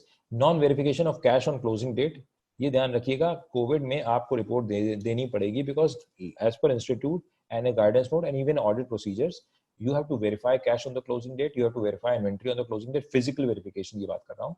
Going concern status देखना मैंडेटरी है, इन्वेंट्रीज प्रोविजनिंग मैंडेटरी है, इम्पेयरमेंट देखना मैंडेटरी है, 43B, ये सब मैंडेटरी चीजें हैं। तो क्योंकि कोविड के चलते हम ये नहीं कर पा रहे हैं, तो कहीं ना कहीं ये क्वालिफिकेशन या एम्फेसिस ऑफ मैटर में आ जानी चाहिए कि साहब ये एम्फेसिस मैटर में कि these are because of Covid, these things could not be verified and but because of subsequent events. और अगर कोई इंपॉर्टेंट एस्पेक्ट है, सपोज गोइंग कंसर्न है, अब गोइंग कंसर्न अगर आपको लगा कि हाँ हमने वेरीफाई किया और गोइंग कंसर्न स्ट्रांग थी और उसको आगे कोई फर्क नहीं पड़ा, तो आप की ऑडिट मैटर्स में भी दे सकते हैं, कैम में भी रिपोर्ट कर सकते हैं कि की ऑडिट मैटर्स में, although that is for basically company reporting, but आप उसको रिपोर्ट कर सकते हैं। बिकॉज मैं रिपोर्टिंग की बात कर रहा हूँ तो मैं रिपोर्टिंग पूरी बात कर रहा हूँ, tax audit plus overall audit reporting, तो याद है की ऑडिट मैटर्स में ये एम्फेसिस ऑन मैटर में आप लेके उसको डिस्क्राइब कर सकते हैं। अब valuation of inventories and provisioning मैंने आपसे बात कर ली। 43 भी एक बहुत इंपॉर्टेंट इशू है जो मैंने शायद लास्ट टाइम में डिस्कस किया था कि मॉरेटोरियम बैंक्स में प्रोवाइड किया गया है। अभी ध्यान रखिएगा क्योंकि बैंक्स में मॉरेटोरियम प्रोवाइड किया गया है और मॉरेटोरियम एक ऐसी चीज है जिसमें there can be two parts. एक ये हो सकता है कि बैंक्स ने आपका इंटरेस्ट का अग्रीमेंट एक्सटेंड कर दिया और दूसरा हो सकता है इंटरेस्ट को रिस्ट्रक्चर करके फंडेड इंटरेस्ट टर्म लोन में डाल दिया। तो अगर इंटरेस्ट को रिस्ट्रक्चर करके फंडेड इंटरेस्ट टर्म लोन में डाल दिया है तो आपको 43B में पिछले साल में इंटरेस्ट जो है वो खर्चे में अलाउ नहीं होगा, बिकॉज 43B में एक्सप्रेशन साफ कहता है कि अगर किसी इंटरेस्ट को टर्म लोन में कन्वर्ट कर दिया गया हो तो वो 43B के हिसाब से पेमेंट नहीं माना जाएगा before the due date return, पर अगर एज पर अग्रीमेंट हम पे करना है तो माना जाएगा। तो इसलिए अभी क्योंकि बहुत सारे सब में मॉरेटोरियम हो रहा है, बैंक चेंज कर रहे हैं, काफी मॉडिफिकेशंस हो रहे हैं, इंस्टॉलमेंट्स आपकी पेबल नहीं हो पा रही हैं, टर्म लोन की इंस्टॉलमेंट्स पेड नहीं है, एनपीएस को बैंक एक्सटेंड कर रहा है। तो ध्यान रखिएगा हर एक केस में जहां बैंक के लोन है सीसी या टीएल जहां एडजस्टमेंट हो रहा है वो ध्यान रखिएगा, देख के कहिएगा कि मॉरेटोरियम है कि नहीं, बिकॉज 43B की रिपोर्टिंग आपको करनी है और इसी हिसाब से 43B की रिपोर्टिंग बदल जाएगी। So that is important. Stocks balance sheet date के बाद एक चीज और है कि आप प्रोविजनिंग भी कर सकते हैं, बिकॉज क्या है कि एक बहुत इंपॉर्टेंट है प्रोविजनिंग। फॉर एग्जांपल जैसे हम लोग गाड़ियों का लेके चलते हैं तो हम लोग प्रोविजनिंग करते हैं एक्सपेंसेस की प्रोविजनिंग अगर हम लोग लेके चलते हैं तो प्रोविजनिंग को एक्सपेंसेस हमें लेनी है तो हम क्या कर सकते हैं, जैसे 31 मार्च है फॉर एग्जांपल इस साल, अब 31 मार्च कोविड था और मुझे लगता है कि कोविड के बाद कुछ ऐसे चीजें मेरे पास बहुत सारे क्लेम्स आ जाएंगे। अगर मैं उस क्लेम को जस्टिफाई कर सकता हूँ कि हाँ क्लेम्स आ जाएंगे, 31 मार्च से पहले की सेल है, तो मैं उसका प्रोविजन भी कर सकता हूँ। तो there we can have a provision and this income tax also allows because there's a beautiful judgment of Supreme Court रोटरॉक उसके करके उसमें प्रोविजनिंग वारंटी क्लेम्स के ऊपर कहा है। तो उन्होंने यही लिखा है कि उन्होंने कहा कि अगर 31 मार्च की सेल है आगे आपको यू कैन विद जस्टिफिकेशन से कि that any expenditure or outflow of money will be there and which can be estimated properly, so there you can provide for it on the 31st March and claim as an expenditure to be allowed as an expenditure. So of course that is important and non confirmation of balances भी आप इसका Covid note जरूर दे दीजिएगा। Faceless आ गया जैसे मनु जी ने कहा था, बड़ा इंपॉर्टेंट। जीएसटी, अब इस फेसलेस आने से आपको GST 26 CS reporting respect of property purchase, ST transactions, bank, मैं शायद लास्ट टाइम भी डिस्कस किया था बैंक स्टेटमेंट भी, क्योंकि मैं ये देख रहा था अभी एक केस एनईएसी का हमारे पास आया है, मतलब हम लोग देख रहे हैं जिसमें एनईएसी ने मांग लिया है कि सारे साल का बैंक स्टेटमेंट दे दीजिए, पूरा बैंक स्टेटमेंट दे दीजिए और of course debit credit mark खोल दीजिए। अब प्रॉब्लम क्या आती है, देखिए आज अब एनईएसी में काम हो जाएगा। अब एनईएसी में काम होने से क्या होगा, वो आपसे पूरा हो सकता है टैली डाटा मंगवाने अगर कंप्लीट स्क्रूटनी है, और टैली डाटा मंगवाने के बाद वो डाटा माइग्रेशन कर लेगा। बैंक स्टेटमेंट है, अब आपसे नहीं मंगवाया, समझ लीजिए बैंक से मंगवा लिया या आपसे भी मंगवा लिया। अब बैंक स्टेटमेंट को क्या करेंगे, सपोज उन्होंने माइग्रेट किया, उन्होंने कन्वर्ट कर दिया एक्सेल में, और एक्सेल में कन्वर्ट करने के बाद उन्होंने अगर सॉर्ट करके डाल दिया कि साहब बैंक स्टेटमेंट में कौन सी कैश की एंट्री है, कौन सी चेक की एंट्री है, कौन सी क्लियरिंग की एंट्री है, वो अगर डिटेल्स करके मिल जाएंगी तो आप ये समझिए कि आपके 40A3 और 269 का कंप्लायंस क्या रह जाएगा। तो एक ये समस्या जरूर बैंक स्टेटमेंट में आती है, ध्यान रखिएगा। अब बैंक स्टेटमेंट्स आपको जरूर ध्यान से देखना है, बिकॉज अब जितना भी एनईएसी में होगा उनके पास बहुत अच्छे कंप्यूटर के फॉरेंसिक लोग हैं, डाटा माइनिंग करते हैं, जो हमारे यहाँ आईटीओ नहीं कर पाते थे, ना डाटा मंगाते थे ना देख पाते थे, वो सारे डाटा माइनिंग है एनईएसी के थ्रू जाएगा, वो डाटा सेंटर में भेज देंगे अपना सारा, और वो एनालिसिस करके आपको ठोक के दे देगा साहब ये गलत है ये सही है। तो अब एनईएसी आने से ये रिस्क बहुत रहेंगे। पिछली बार मैंने बरेली में डिस्कस किया तो काफी सवाल भी हुए थे, unsecured loans from companies whose name been struck off. ये डायरेक्ट एक केस में मेरे पास क्वेश्चन आया एनईएसी में कि कंपनी ने अनसिक्योर्ड लोन लिया था, उसका नाम स्ट्राइक ऑफ किया गया है, उसका आपको क्या करना। तो you have to be conscious, उसके डॉक्यूमेंटेशन अगर कंपनी स्ट्राइक ऑफ नहीं हुई है या कुछ है तो डॉक्यूमेंटेशन ऑडिट रिपोर्ट ऑडिटर के पास होने चाहिए, या अगर कंपनी ने अप्लाई किया स्ट्राइक ऑफ ना होने के लिए तो करना चाहिए, बिकॉज अदरवाइज अगर आप लेके चलेंगे तो ट्रू एंड फ्योर एज सच नहीं आएगा, बिकॉज कंपनी स्ट्राइक ऑफ हो रही है और आप उसका अनसिक्योर्ड लोन लायबिलिटी दिखा रहे हैं। So a liability in respect of a non existent person is not a liability per se, because if it is struck off, the company does not exist. So therefore you have to ensure such reporting, whether you say it's not a true and fair view in respect of liabilities or whatever, but you have to report properly. Personal expenses का general note डालिएगा नहीं। एक important, again कुछ repeat कर रहा हूं मैं, I am sorry for बरेलियन झांसी लोग, बट रेपिटेशन जरूरी है। 115 BAA टैक्स, ये देखिए 115 BAA में कंपनी में इस बार 22% टैक्स आ गया है, तो हमें tax audit report 3CD report करनी है, वो डिक्लेरेशन आप पहले से ले लीजिए, बिकॉज 115 BAA का 3CD और दूसरे का 3CD फर्क हो जाएगा। 115 BAA का 3CD फर्क होगा और बाकी 3CD जो नॉर्मल टैक्स ले रहे हैं उसका फर्क हो जाएगा कंपनी के केसेस में, क्योंकि 115 BA में एडिशनल टैक्स डिप्रेशन नहीं मिलेगा, मैट नहीं मिलेगा, एटसेट्रा एटसेट्रा कई चीजें नहीं मिलेंगी, तो इसलिए आप इसको ध्यान रखिएगा, दैट इज इंपॉर्टेंट।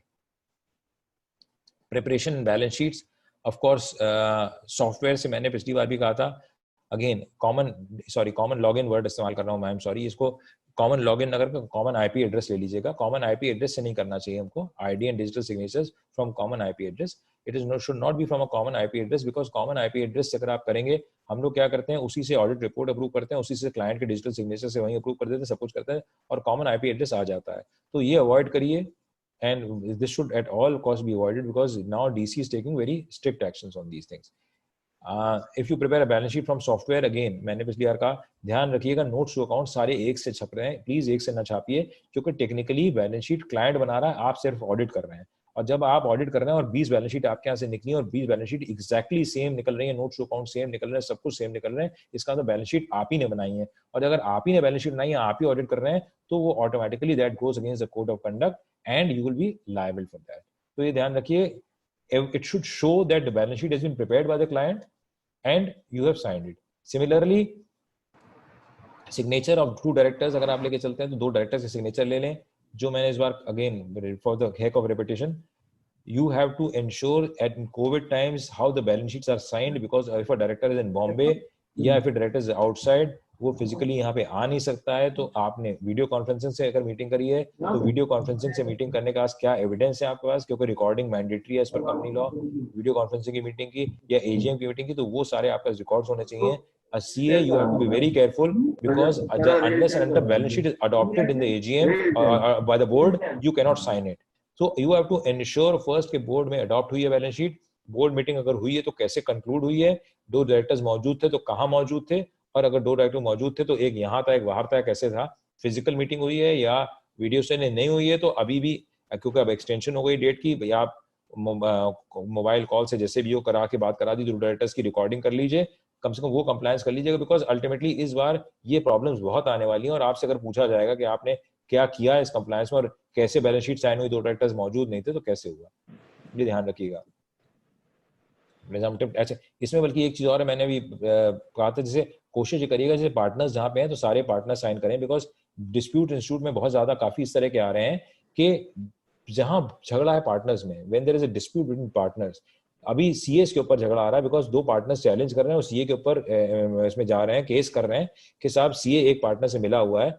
एक केस में ऐसा था जैसे 35-40 लाख कैश इन हैंड था, अब 40 लाख कैश इन हैंड था और फर्म थी, तो जब एक पार्टनर से बात हुई तो उसने पार्टनर साफ कहा कि साहब ऐसा है कि ये 40 जो जिसने साइन की थी उसने कहा साहब 40 लाख कैश इन हैंड नहीं था, वो तो हम लोग ने एक्सेस दिखा रखा है। सीए ने सर्टिफाई किया 40 लाख कैश, सीए का मतलब होता है उसने वेरीफाई किया है। अब क्वेश्चन आता है जो पार्टनर डिस्प्यूट कर रहा है, झगड़ा कर रहा है, जो फर्म से अलग हो गया, वो कह रहा है 40 लाख था, जो पार्टनर फर्म को देख रहा है वो कह रहा है 40 लाख नहीं था, और सीए ने भी साइन किया और दोनों ने साइन किया। अब क्वेश्चन आता है, then it comes on the CA, आपने वेरीफाई किया, वो कहेगा साहब 40 लाख था ही नहीं। तो क्वेश्चन दोनों पार्टनर से आप साइन करा लीजिए और डायरेक्टर से 2 साइन कराइए, बिकॉज डिस्प्यूट्स जितने भी इंस्टीट्यूट में गाइडेंस उसमें आ रहे हैं, पार्टनर्स के फर्म में सब में सीए पार्टी बन रहा है, इनवेरिएबली एक भी केस ऐसा नहीं है जहां सीए पार्टी नहीं है, इजीएस्ट विक्टिम सीए है, और आपस के झगड़े में कुछ नहीं करते, डीसी में एक केस भेज देते हैं सीए के खिलाफ और सीए बेचारा भागता रहता है, बिकॉज वो बैलेंस शीट को जस्टिफाई नहीं। मैं आपको एक एग्जांपल बताऊं, एक केस में आपको इस तरह का है, जो मैं केयरफुल नोट्स टू अकाउंट्स की बात कर रहा हूं, एक केस मैंने आर्ग्यू किया है जिसमें नोट्स टू अकाउंट्स में ऐसा था कि क्लाइंट ने लिखा, उसमें लिखा था, मतलब सीए बनाता है कि previous years figures have been regrouped and rearranged wherever necessary to correspond with figures of the current year.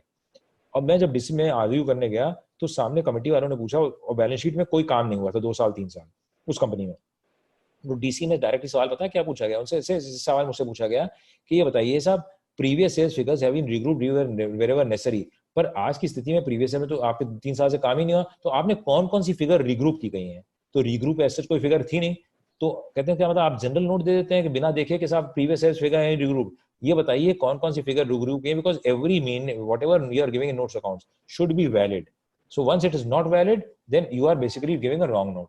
तो ये भी ध्यान, हम लोग जो जनरल लिख देते हैं ना पुराने साल से copy paste, previous figures have been regrouped where never necessary etcetera etcetera, they are all incorrect in the institute slide.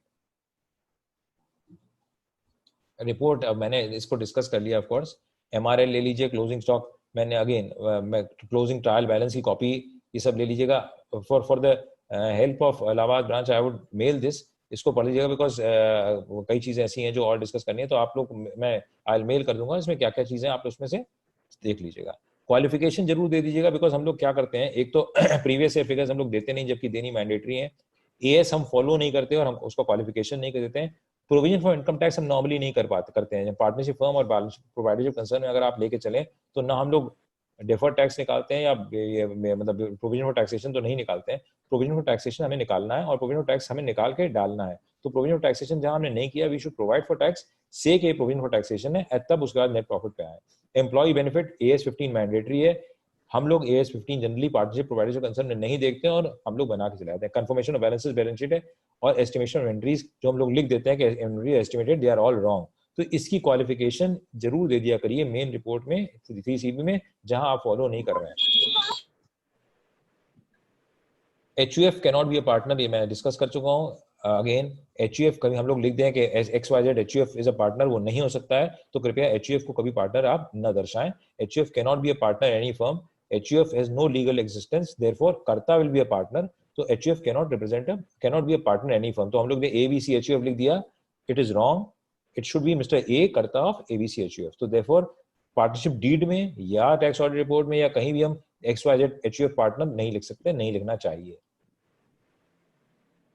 एक इंटरेस्टिंग है 44 ADA के ऊपर केस स्टडी है, क्योंकि ये लास्ट टाइम हम लोगों ने डिस्कस नहीं की थी, मैंने नई बनाई है। Interested RL is a practising doctor in city of Kanpur, is also in a firm who is running hospital.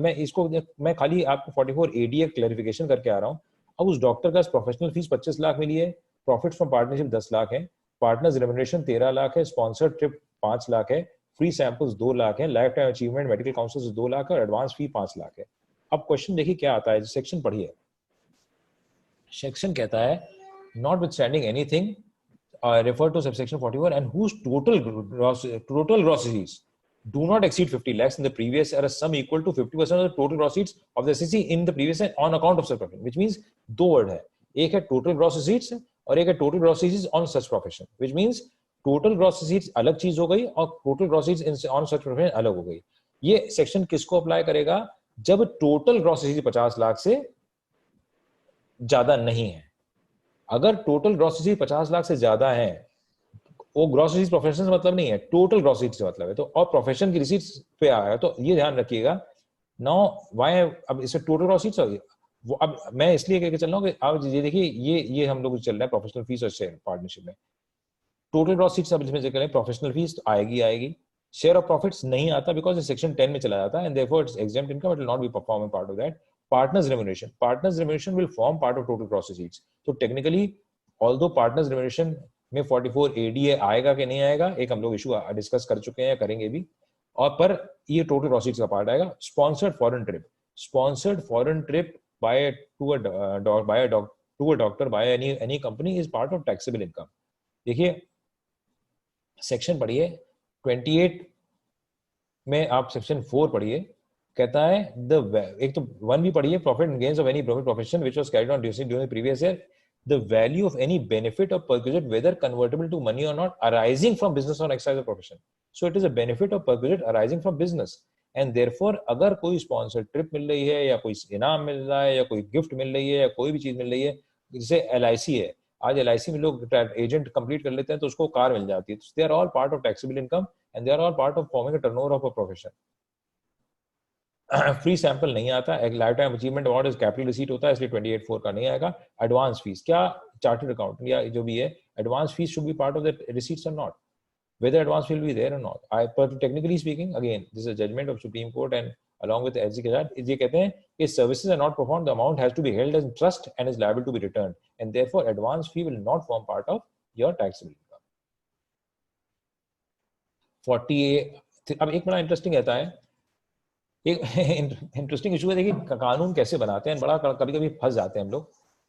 40A क्या कहता है? 40A(1) कहता है कि this provision of this section shall have effect notwithstanding anything contained in any other provision of this act। 40A यानी 3 भी उसमें आता है, ये कहता है notwithstanding anything contrary contained in any provision of this act। अब 40A आइए में आइए, 40A आइए 40 शुरू करता है, notwithstanding anything contrary to contain section 30 to 38. तो 40A भी notwithstanding कह रहा है of this act.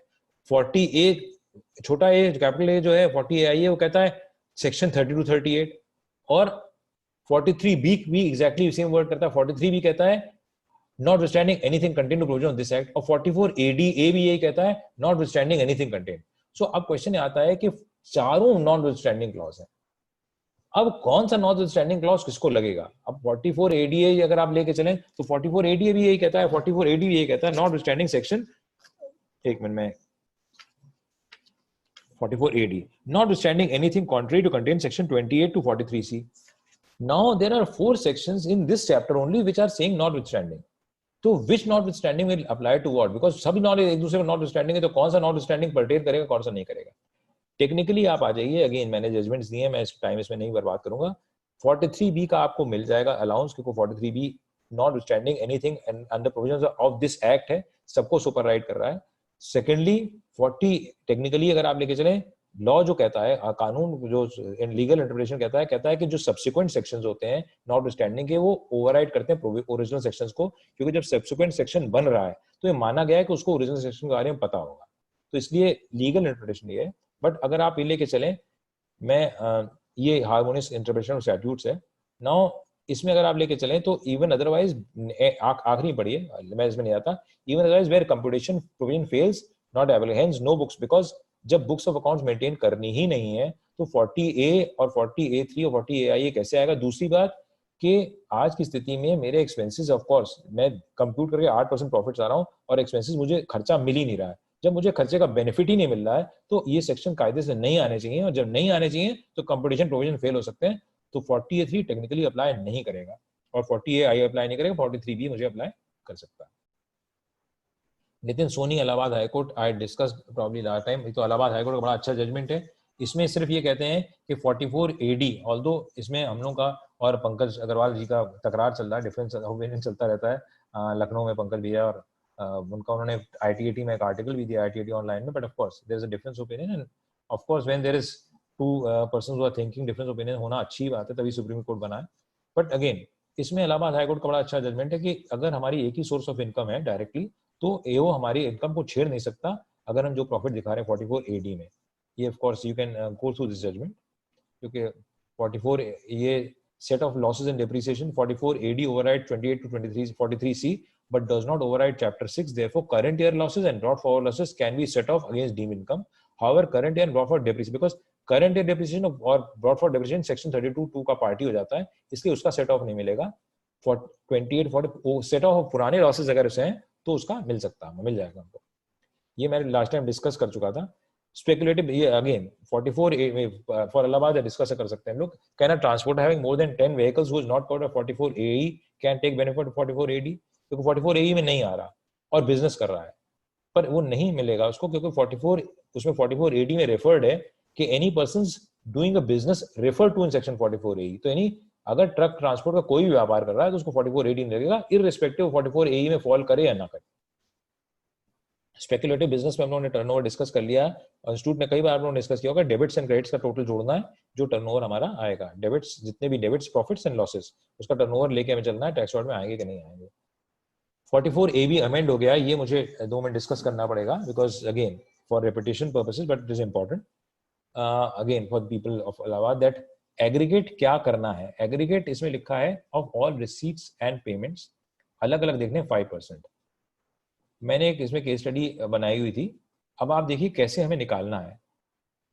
इंपॉर्टेंट ये है कि हमारे को देखना है 5% of receipts over 5% of cash receipts means receipts in cash divided by total receipts. हमें टर्नओवर से मतलब नहीं, बिकॉज लिखा है aggregate of all amount received including amount received for sales, means all amounts including amount received for sales, which means sales के अलावा भी receipts हैं वो भी शामिल की जाएंगी. सिमिलरली लिखा है in cash does not receive 5% of the said amount. Said amount means ऊपर वाले अमाउंट को. सो देयरफॉर पेमेंट और रिसीट्स में दोनों में टोटल अमाउंट्स देखने हैं. अब उसमें हम देख के चलते हैं, जैसे एक केस स्टडी है. टर्नओवर फॉर द ईयर अगर समझिए 2 करोड़ रुपए है, ओपनिंग डेटर्स 50 लाख है, तो cash receive opening debtors 7.5 lakh है, कैश सेल्स 75,000 है और क्लोजिंग डेटर्स 90 लाख है. अब इसके हम क्रेडिट साइड ले रहा हूँ, डेबिट साइड अपने आप निकाल लीजिएगा. टर्नओवर 2 लाख है, हम लोगों ने देख ही लिया। Opening debtors 50 lakh, closing debtor 90 lakh, तो कलेक्शन डेटर से मेरा ऑटोमेटिकली कितना हो गया, 1 करोड़ 60 लाख।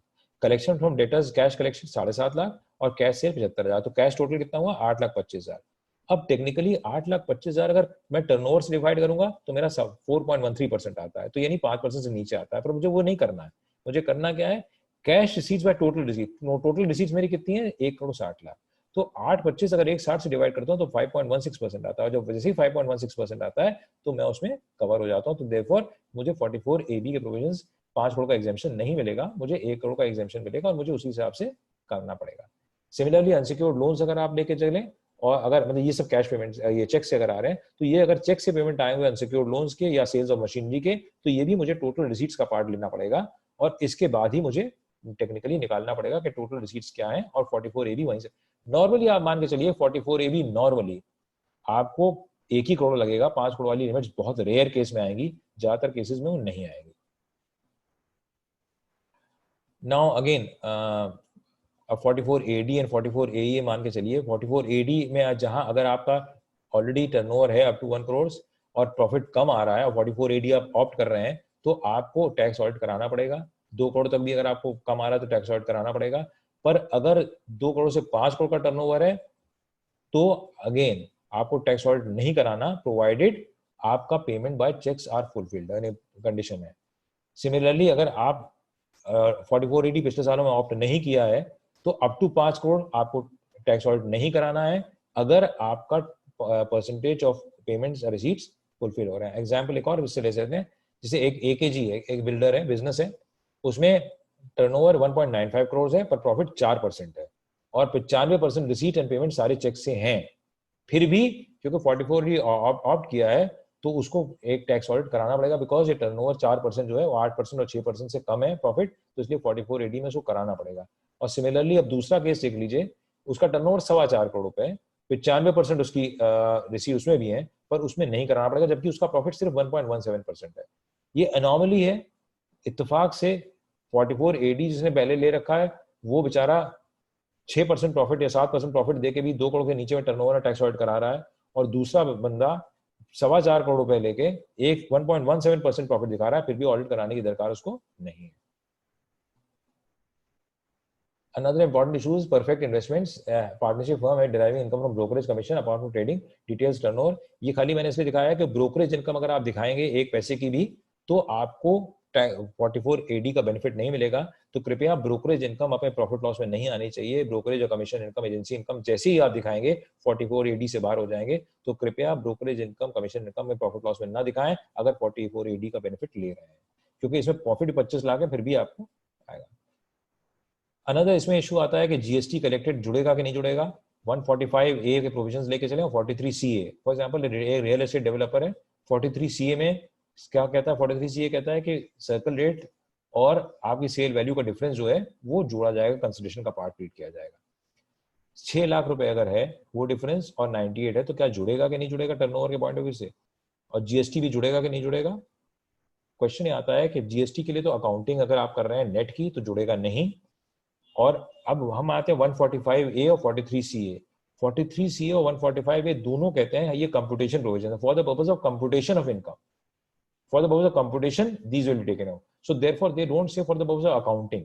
तो अगर 43CA है तो मेरी अकाउंटिंग जिस रेट से मैंने की है उसी रेट से मुझे करनी पड़ेगी, सिर्फ कंप्यूटेशन में मुझे 43CA का 6 लाख जोड़ना पड़ेगा। सिमिलरली जीएसटी जो है मुझे for the purpose of computation 3 lakh मुझे ग्रॉसिंग अप करनी पड़ेगी, अकाउंट से मुझे करने की दरकार नहीं है। और जब अकाउंट में दरकार नहीं है तो मुझे 44A भी नहीं आएगा।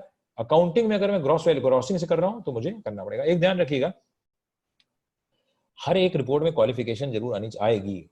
अगर मैं अकाउंटिंग ग्रॉस से कर रहा हूं तो मुझे, अगर मैं ग्रॉस से अकाउंटिंग कर रहा हूं तो मुझे AS2 का नॉन कंप्लायंस होगा। AS2 का नॉन कंप्लायंस होगा तो मुझे अपनी मेन रिपोर्ट में देना पड़ेगा कि AS2 नॉन कंप्लायंट है, बिकॉज मेरी इन्वेंट्री ग्रॉस्ड अप है।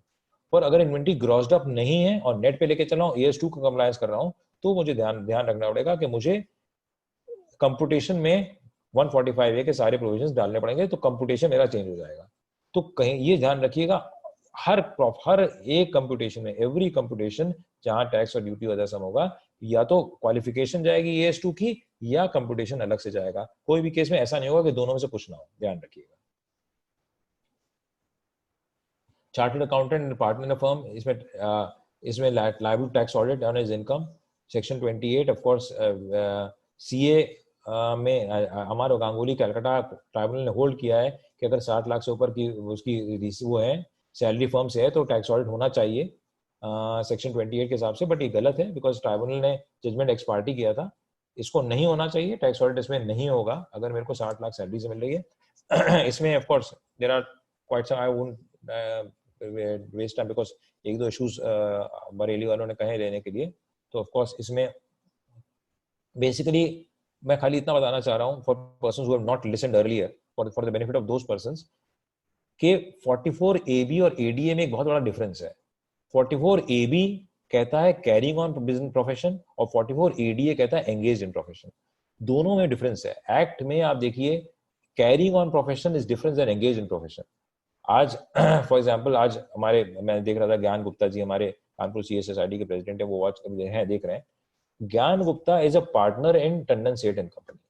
So Gyan Gupta is engaged in a profession and is a partner in a Tandon Seth and Company which is carrying on profession. तो profession carry कर रही है टंडन सेठ and company और engage कौन है? ज्ञान गुप्ता। सो देयरफॉर 44 AB में ज्ञान गुप्ता ये सीए जो जिसको सैलरी मिल रही है वो प्रोफेशन कैरी नहीं कर रहा है, प्रोफेशन फर्म कैरी कर रही है, वो एंगेज है प्रोफेशन में। तो इसलिए 44 AB डायरेक्टली फर्म को तो अप्लाई कर सकता है, सैलरी इनकम पे अप्लाई नहीं कर सकता। उसमें 44 ADA का बेनिफिट हम ले सकते हैं, बट 44 ADA के देयर आर सेवरल इशू। एक जो जजमेंट्स आए कि 44 ADA पे नहीं मिलना चाहिए, but that is a debatable issue कि whether 44 ADA in case of CA can be taken from on the basis of salary income or not. That is a debatable issue. People are taking, people are not taking. Although there's a tribunal judgment now from I think Kerala or Madras which says you cannot take 44 ADA in case of a professional income where it is a salary from a partnership. सर्वे के case में अगर आपको number 2 के कागज मिलते हैं तो turnover में जुड़ेगा कि नहीं जुड़ेगा? टर्नओवर में नहीं जुड़ेगा अगर सर्वे के केस में आपको कागज मिल रहा है। यानी अगर 90 लाख का टर्नओवर है और 20 लाख के नंबर 2 के कागज आपको बाद में मिल गए तो सर्वे के केस में एक अगर आप बुक्स में एंट्री कर लेंगे तो ठीक है, अगर नहीं कर रहे हैं तो आपका जुड़ेगा नहीं और 44 AB में नहीं लायबिलिटी आएगी। क्लॉजेस 1 2 3 छोड़ दीजिए। एक मैं फॉर एवरीबडीज इन इम्पोर्टेंस, पुराने सीएस जितने भी हैं चार्टर्ड अकाउंटेंट जो वॉच कर रहे हैं उनको जरूर पता है, पर नए सीएस हम लोगों को नहीं पता है कि फर्म का रजिस्ट्रेशन कराना भी जरूर कुछ होता है, कि रजिस्ट्रेशन ऑफ फर्म होता है कि नहीं होता, क्योंकि registration of firm is again an important password. पुराने पहले अनरजिस्टर्ड फर्म और रजिस्टर्ड फर्म का डिफरेंशियल इनकम टैक्स एक्ट में हुआ करता था, जो पुराने सीएस वो जानते हैं, पर अब अनरजिस्टर्ड रजिस्टर्ड खत्म कर दिया तो हम लोग जानते ही नहीं फर्म रजिस्टर्ड और अनरजिस्टर्ड होती क्या है। पर कृपया रजिस्टर्ड और अनरजिस्टर्ड फर्म के बारे में पढ़ लें, आपको सेक्शन 69 ऑफ पार्टनरशिप एक्ट मिल जाएगा, उसमें देख लीजिएगा क्या बेनिफिट है फर्म रजिस्ट्रेशन कराने से, और फर्म जो आपके यहाँ क्लाइंट है उसको रजिस्टर जरूर करा लीजिएगा क्योंकि उससे बेनिफिट है, और रजिस्ट्रार फर्म्स का रजिस्टर करा लीजिएगा। अनरजिस्टर्ड फर्म ने कई डिसएडवांटेजेस हैं जो रजिस्टर्ड फर्म में नहीं है, तो कृपया जो आपके यहाँ क्लाइंट्स हैं जो फर्म है उनको रजिस्ट्रेशन करा के रजिस्टर्ड फर्म बनवा लीजिए, ज्यादा जरूरी है। Books of accounts prescribed when seized by department must take a copy and statement should be, अगर आपका किसी केस में सर्च हुआ है, सर्वे हुआ है, तो जो बुक्स ऑफ अकाउंट डिपार्टमेंट से कॉपी की गई उनकी कॉपी लेके सर्टिफिकेट कॉपी ले लीजिए और साथ में स्टेटमेंट जरूर सर्वे का ले लीजिएगा बिकॉज सरेंडर होता है उसमें, तो दिस इज अ मैंडेट। अब क्वेश्चन आता है 44 AD के अगेंस्ट। अगर आपके पास सपोज क्लाइंट ने 44 AD भी क्लेम किया है और AE मतलब AD AE भी क्लेम किया है, साथ में 44 AB में भी जा रहा है, तो उसमें अगर बुक्स ऑफ अकाउंट्स नहीं है, प्रॉपर्ली नहीं है, तो आपको डिस्क्लेमर देना पड़ेगा, बिकॉज अगर 44 AD की कोई सेपरेट बुक्स ऑफ अकाउंट नहीं है तो आपको रिपोर्ट में डिस्क्लेमर देना पड़ेगा। क्योंकि अगर सब किसी पास ट्रक्स हैं और ट्रक्स में 44 AE जा रहा है और बाकी उसका व्यापार है, तो 44 AE आप यूज कर सकते हैं ट्रक्स के लिए और बाकी व्यापार के लिए 44 AB आप जाएंगे, तो उसमें अगर अलग किताब में तो ठीक है, नहीं तो आपको डिस्क्लेमर देना पड़ेगा रिपोर्ट में कि साहब ये 44 AE का हम नहीं निकाल पाएंगे because separate books of accounts maintain नहीं है। ICDS borrowing cost and adjustments I have already discussed, but I'll explain. I think I don't know, मैंने शायद हो सकता है पिछली बार भी डिस्कस नहीं किया था बरेली में। अब बोरोइंग कॉस्ट के इश्यूज हैं, देखिए इंपॉर्टेंट ICDS में आप लेके चलिए, there is a very very big difference between borrowing costs and service contracts in income tax and in accounting. Let us come to first service contracts. Service आज की स्थिति में income tax law income tax law में service industry is liable to tax on percentage completion method. अगर 90 दिन से ऊपर के कॉन्ट्रैक्ट है तो छोड़ दीजिए, उसके अलावा जो कॉन्ट्रैक्ट्स हैं आपको परसेंटेज कंप्लीशन करना है। एग्जाम्पल, अगर कोई आर्किटेक्ट है या चार्टर्ड अकाउंटेंट है जो मर्केंटाइल सिस्टम फॉलो कर रहा है, बिकॉज आईसीडीएस कैश सिस्टम को अप्लाई नहीं करता, चार्टर्ड अकाउंटेंट मर्केंटाइल फॉलो कर रहा है, या कोई और आदमी है और जो सर्विस इंडस्ट्री में इन्वॉल्व है, कंप्यूटर बनाने का सॉफ्टवेयर बना रहा है, तो ध्यान रखिए अगर उस सॉफ्टवेयर की ड्यूरेशन 90 दिन से ऊपर की है, अगर तो उसको 31 मार्च तक का प्रॉफिट बुक करना पड़ेगा और परसेंटेज कंप्लीशन मेथड के हिसाब से उसको प्रॉफिट देना पड़ेगा। 31 मार्च के स्टॉक्स भी देने पड़ेंगे, इन्वेंट्री भी लेनी पड़ेगी।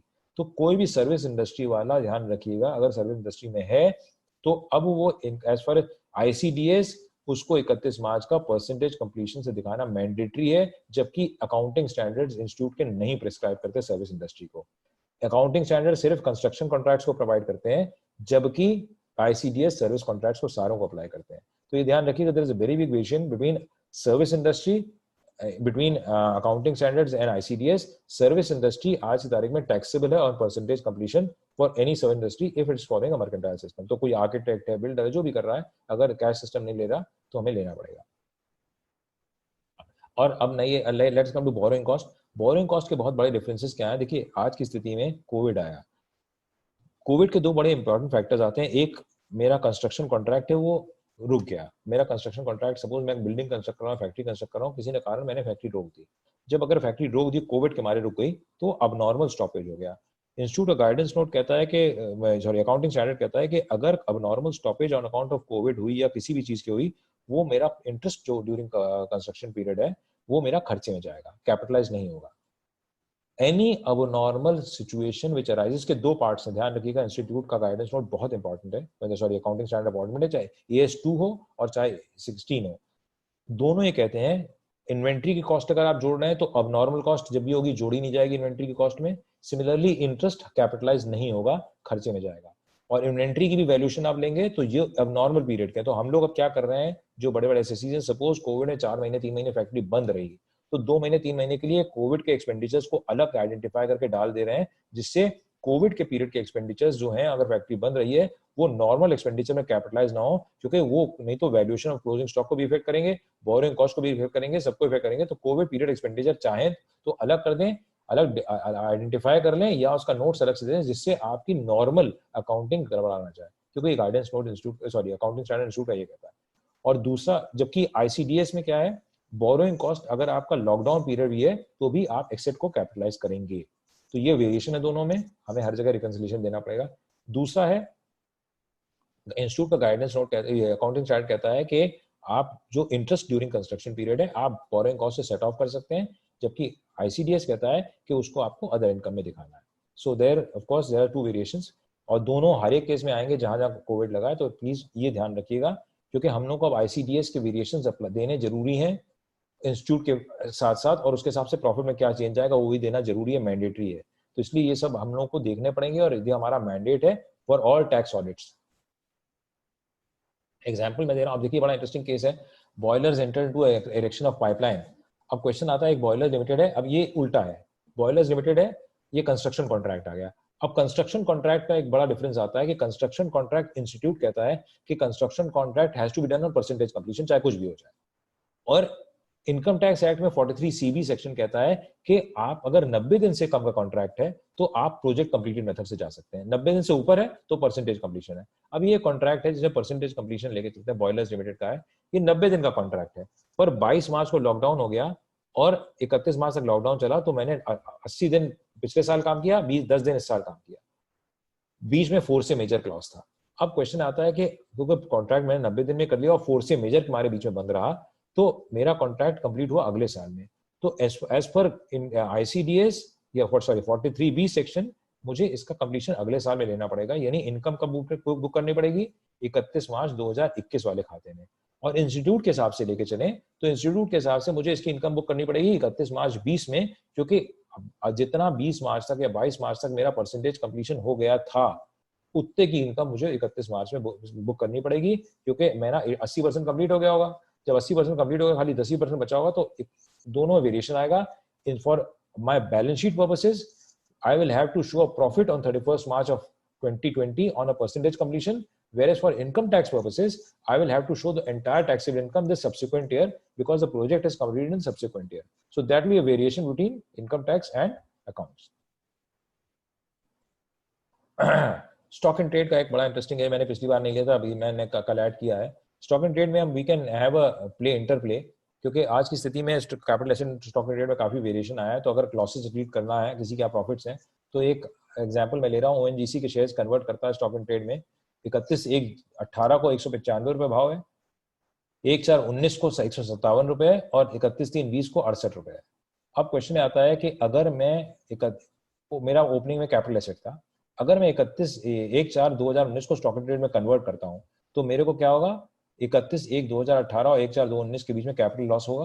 वो कैपिटल लॉस मुझे अदर इनकम सेट ऑफ नहीं मिल जाएगा. बट 157 और 68 के बीच का जो मेरा बिजनेस लॉस होगा, वो बिजनेस लॉस में करंट ईयर की बिजनेस इनकम से सेट ऑफ कर सकता हूं अगर स्टॉक एंड ट्रेड में कन्वर्ट कर लेता हूं. और अगर कन्वर्ट नहीं करता हूं और एज इट इज लेके चलता हूं, तो कैपिटल लॉस मेरा कहीं सेट ऑफ नहीं मिलेगा. तो in some cases where you can show, पहली बात तो ये इंपॉर्टेंट ये है कि हाँ, आप दिखा सकते हैं आप शेयर में सेल परचेज कर रहे थे और कैपिटल एसेट भी थे और आपका स्टॉक एंड ट्रेड भी था. तो अगर सेल परचेज आपकी काफी ट्रांजैक्शंस हैं और अगर आप कर सकते हैं, तो 1 अप्रैल को अगर आप कैपिटल एसेट को स्टॉक एंड ट्रेड कन्वर्ट करें और 31 मार्च का वैल्यूएशन भी लेके चलें, तो आपको शेयर्स में, आपने देखा होगा कोविड के बारे फॉल आए और आइटम में फॉल आए, why shares for any capital asset अगर फॉल आया, तो you can convert from capital asset to stock and trade and take the benefit of loss and set off with that any other income if there is any advantage. So you can take that as an advantage. Escalation claims I'll not go. The only issue wanted to clarify again for the people who are there is that 224(8)(18 में अभी कई confusion आ रहे हैं कि bank loans क्या 224(18) में cover होंगे कि नहीं होंगे. बैंक लोन्स कवर नहीं होंगे, क्योंकि क्वेश्चन ये आता है कि although wordings डिपार्टमेंट की फेवर डिपार्टमेंट अपनी ले सकता है, वर्डिंग्स कहती हैं assistance in form of subsidy और ग्रांट और इंसेंटिव और ड्यूटी ड्रॉबैक और वेवर और कंसेशन और reimbursement by whatever name called.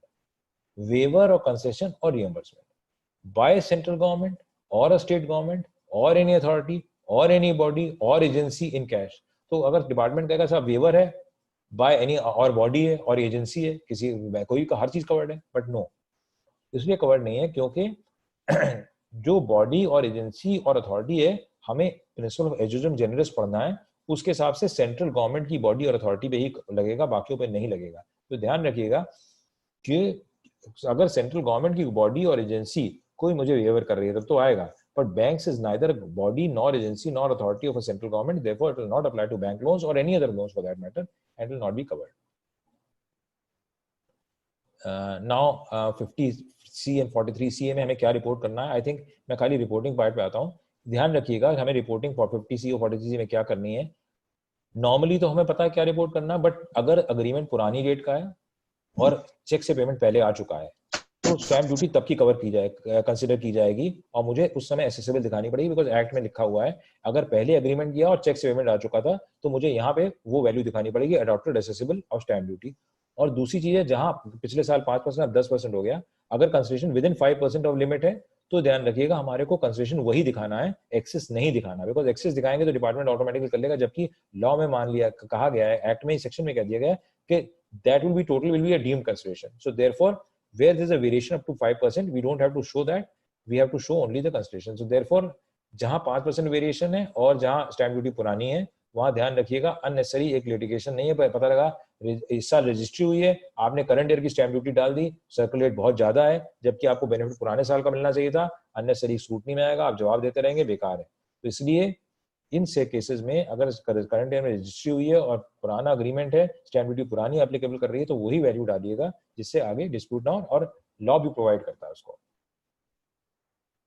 Depreciation के लिए इंपॉर्टेंट एस्पेक्ट है कि एक तो 10,000 से ऊपर कैश में अगर आपने कोई भी खर्चा किया इंक्लूडिंग फ्रेट, क्योंकि 43 में फ्रेट में आप 35,000 खर्च कर सकते हैं, पर कंस्ट्रक्शन के लिए 43 के लिए 10,000 से ऊपर अगर फ्रेट भी खर्चा करेंगे तो वो डब्ल्यूटी उसमें ऐड एक्चुअल कॉस्ट में ऐड नहीं होगा.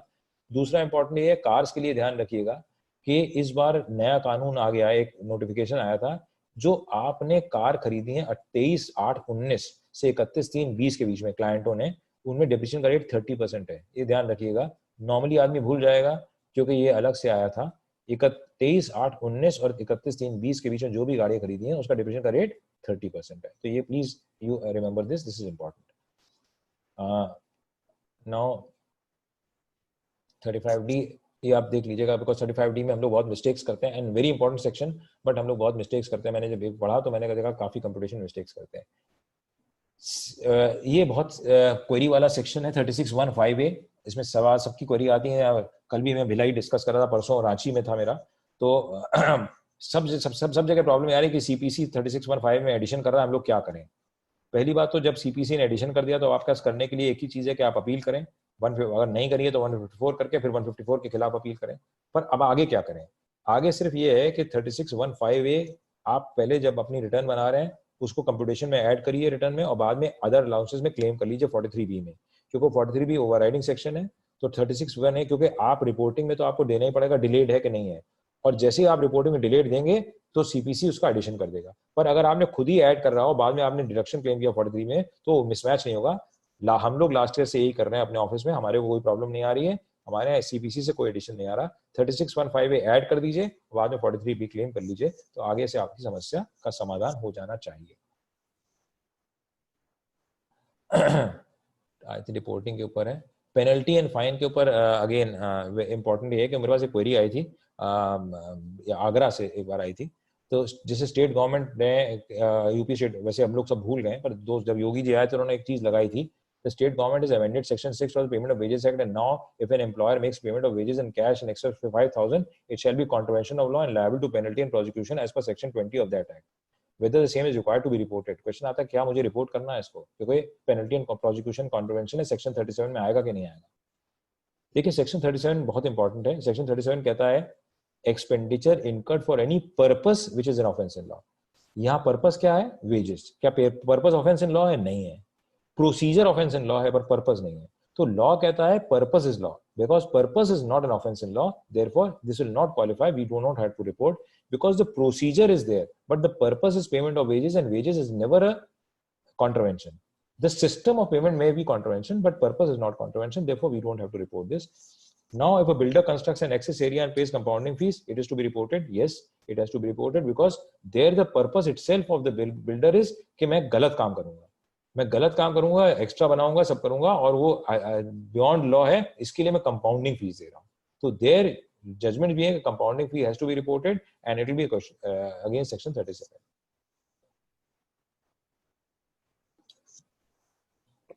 (40A) IA 50C 50CB, of course these are sections इसमें क्या क्या रिपोर्टिंग करनी है ध्यान रख करिएगा। I will not repeat, time नहीं है। 40B का मैंने क्योंकि पिछली बार कवर नहीं किया था, एक बार इंपॉर्टेंट जरूर ध्यान रखिएगा। मैंने केस लॉस दे दिए इसमें। 40B में एक प्रोविजन आता है कि क्या इनकम फ्रॉम अदर सोर्सेस को का इंटरेस्ट मेरे को 40B में अलाउ होगा कि नहीं होगा। अगर मुझे मैं इनकम 40B मींस, एक ध्यान रखिएगा, सैलरी टू पार्टनर्स जो आप दे रहे हैं उसको आप पार्टनरशिप डीड ले लिया करिए, बिकॉज आपकी जिम्मेदारी देने की। साथ साथ ये ध्यान रखिए कि at the end of the day 43B जब हम बात कर रहे हैं, तो सॉरी 40B की बात कर रहे हैं, तो क्या interest from other sources, income other sources में 40B मुझे मिलेगा कि नहीं मिलेगा। मैं जजमेंट इसमें दे रहा हूँ, आप पढ़ लीजिएगा, समय कम है, बट मैं आपको बता दूं आपको 40B मिल जाएगा। अगर इनकम अदर सोर्सेज से आपको ब्याज की आमदनी आ रही है, उसके ऊपर भी 40B आप क्लेम कर सकते हैं। It's actually a topic by itself, काफी देर लगी डिस्कस करने में, इसलिए मैं डिस्कस में नहीं करना चाह रहा। ये सब जजमेंट्स उसी की हैं। 40A3 आपको जो देना है रूल 6DD से जोड़ के देना है, तो रूल 6DD में अगर बाय चांस वो बी बच रहा है तो आपको देने की जरूरत नहीं है। अलाउबिलिटी की बात करता है तो उसकी don't give even if it is in rule 6DD, so you don't have to give that. 14A again summarise मैंने कर दिया है। 14A का समराइजेशन ये है कि अगर एग्जेम्प्ट इनकम कोई नहीं है तो 14A नहीं अप्लाई करेगा, ये सुप्रीम कोर्ट ने कहा है। मैं खाली 5 समरीज दे रहा हूँ। स्टॉक एंड ट्रेड को हम जो इन्वेस्टमेंट 1% लेते हैं, स्टॉक एंड ट्रेड उसका पार्ट होगा। 14A restricted only to the extent of tax free income, वहां तक ही आपको 14A का डिसअलाउंस बनेगा। Disallowance not in excess of total expenditure, जो खर्चा क्लेम किया उसके ऊपर नहीं हो सकता। और सबसे इंपॉर्टेंट पांचवा जो हम लोग नहीं करते हैं, for investments takes only those investments which have yielded tax free income। AIC इसमें स्पेशल बेंच है, यानी जब आप इन्वेस्टमेंट्स 1% कैलकुलेट कर रहे हैं तो इन्वेस्टमेंट सिर्फ आपको वही लें जिसमें टैक्स फ्री इनकम आई है। तो जिस इन्वेस्टमेंट में कोई इनकम नहीं आई है उसको लेने की जरूरत नहीं। जब 1% कैलकुलेट करें, चार्ट बना लीजिए कि टैक्स फ्री इनकम किस किस से आई है, तो आपका 8D अपने आप बहुत कम हो जाएगा। और यू कैन के और स्पेशल बेंच डायरेक्टली इसके ऊपर है वेरिएट इन्वेस्टमेंट्स, आप you can coat it. 36(1) of course में एक डिफरेंस है हार्मोनियस कंस्ट्रक्शन का, वो वी विल डिस्कस बिकॉज अभी दो चीजें मुझे रितेश जी ने कही है कवर करने के लिए, 56(2)(10) और 50 का एक इशू और 222E का। यार मैं इससे पहले एक दो इश्यूज बहुत इंपॉर्टेंट है मैं जो हम लोग मिस कर देते हैं 43B में, अब I will not discuss because time. हाँ 56(2)(10) चलिए पहले ले लेते हैं। ये 56(2)(9) हमने लास्ट टाइम लिया था, बट इसमें for persons who have not joined ध्यान रखिएगा 56(2)(9) is restrictive in the sense it applies only to cases where, example ले रहा है मैंने, अ कंपनी तो फोर फीचर के ऊपर है, a company receive advance of ₹1 crore against agreement to sell in financial year 16-17 from B, the terms state that B does not make the entire payment within 1 year, the amount will be forfeited. Both the parties have not written off the books and account. What should be the auditor report? हमें क्या report करना है? जो agreement कहता है जबकि 2016-17 का था, आज तक forfeit नहीं किया है। अब क्वेश्चन 56(2)(9) क्या कहता है? A sum received against in the course of negotiation for a transfer of a capital asset. तो खाली capital asset को अप्लाई करता है, transaction in the course of negotiation होनी चाहिए और साथ साथ सम शुड फोरफीट। तो फोरफीट अभी नहीं हुआ है, अब उन्होंने दोनों ने नहीं किया, मैं नहीं जानता, पर क्योंकि फोरफीट अभी तक नहीं किया है इसलिए मुझे रिपोर्ट करने की दरकार नहीं है। और दूसरी चीज है, मेरे हिसाब से ये अगर agreement advance of 1 crore agreement to sell अगर हो चुका है तो during the course of negotiation भी नहीं हुआ, इसलिए मैं रिपोर्ट नहीं करना, because once agreement to sell has been entered the negotiation stops, it is to be in the course of negotiation. So agreement to sell के बाद अगर हुआ तो नेगोशिएशन खत्म हो गई, तो तब भी सेक्शन अप्लाई नहीं करता, बिकॉज इंटरप्रिटेशन ऑफ स्टैट्यूट्स अगर सुप्रीम कोर्ट जाएंगे, every word has have meaning, we can not say कि वर्ड्स रिडंडेंट है या गलत है, every word has got a meaning and if the words are there we have to take the literal interpretation of that. Now 56(2)(10) में issues these whole rights ये exempted है, transfer of right property, transfer of TDS, gold coin, car and stock in trade, basically बहुत सारी चीजें हैं, case studies बहुत सारी हैं इसमें। अभी मैं पहले ये ले लेता हूँ, फिर और ले लूंगा जो उन्होंने कही है रितेश जी ने। अब एक सबसे बड़ी है, partners contribute land as capital contribution to the firm of the book value 20 lakh but the circle rate is 50 lakh, do we have to report? ACIT Amartara Bombay actually नहीं आएगा, बट कार्टन होटल्स इलाहाबाद हमारे खिलाफ है। और पहली बार ये केस मैं जब इलाहाबाद में एक बार लेक्चर दे रहा था, डिस्कस कर रहा था, तो मुझे वहीं पे बताया था और बाद में मैंने क्योंकि उसी समय जजमेंट आया था और again then I studied this and rightly so, but Carlton hotels Allahabad have gone through the entire judgement. Personally speaking वो सुधीर अग्रवाल साहब का जजमेंट है, 70-80 पन्ने का जजमेंट है, बट वो basically mainly McDowell and company पे टैक्स प्लानिंग के ऊपर गए हैं। उन्होंने बेसिकली जो इशू अमरतारा में डिस्कस किया है वो नहीं डिस्कस किया, और जो सुनील सिद्धार्थ भाई और डायनेमिक एंटरप्राइज में कंसीडर नहीं किया है। तो I would again go against carton hotels and still say that this will be applicable, because carton hotels ने खाली एक कैजुअल रेफरेंस में नीचे दे दिया है, और अदरवाइज अगर देखा जाए तो मैं I am difference with this and what Amartara has said is that once a deeming provision is there, another deeming cannot be there. और 45(3) deeming है, उसका 50(c) deeming नहीं लग सकता, तो एक deeming के ऊपर दूसरा deeming नहीं लग सकता। और दूसरा जो सुनील सिद्धार्थ भाई और डायनेमिक एंटरप्राइज सबने कहा हुआ, अगर जजमेंट्स मैंने दे दिए आप पढ़िएगा, इनमें सबने कहा है कि partnership firm is basically union of partners unless until deed. So कोई अपने आप को चीज दे रहा है तो उसके ऊपर 50(c) ऑटोमेटिकली अप्लाई नहीं करेगा। इन जजमेंट्स में कैटेगोरिकल है, अगर आप section dynamic enterprise Karnataka full bench पढ़ेंगे उससे आपको क्लियर हो जाएगा। खैर, बट क्योंकि कार्टन होटल्स हमारे खिलाफ है और मतलब वो है, but again I would distinguish it and go for the fact that we should not report it.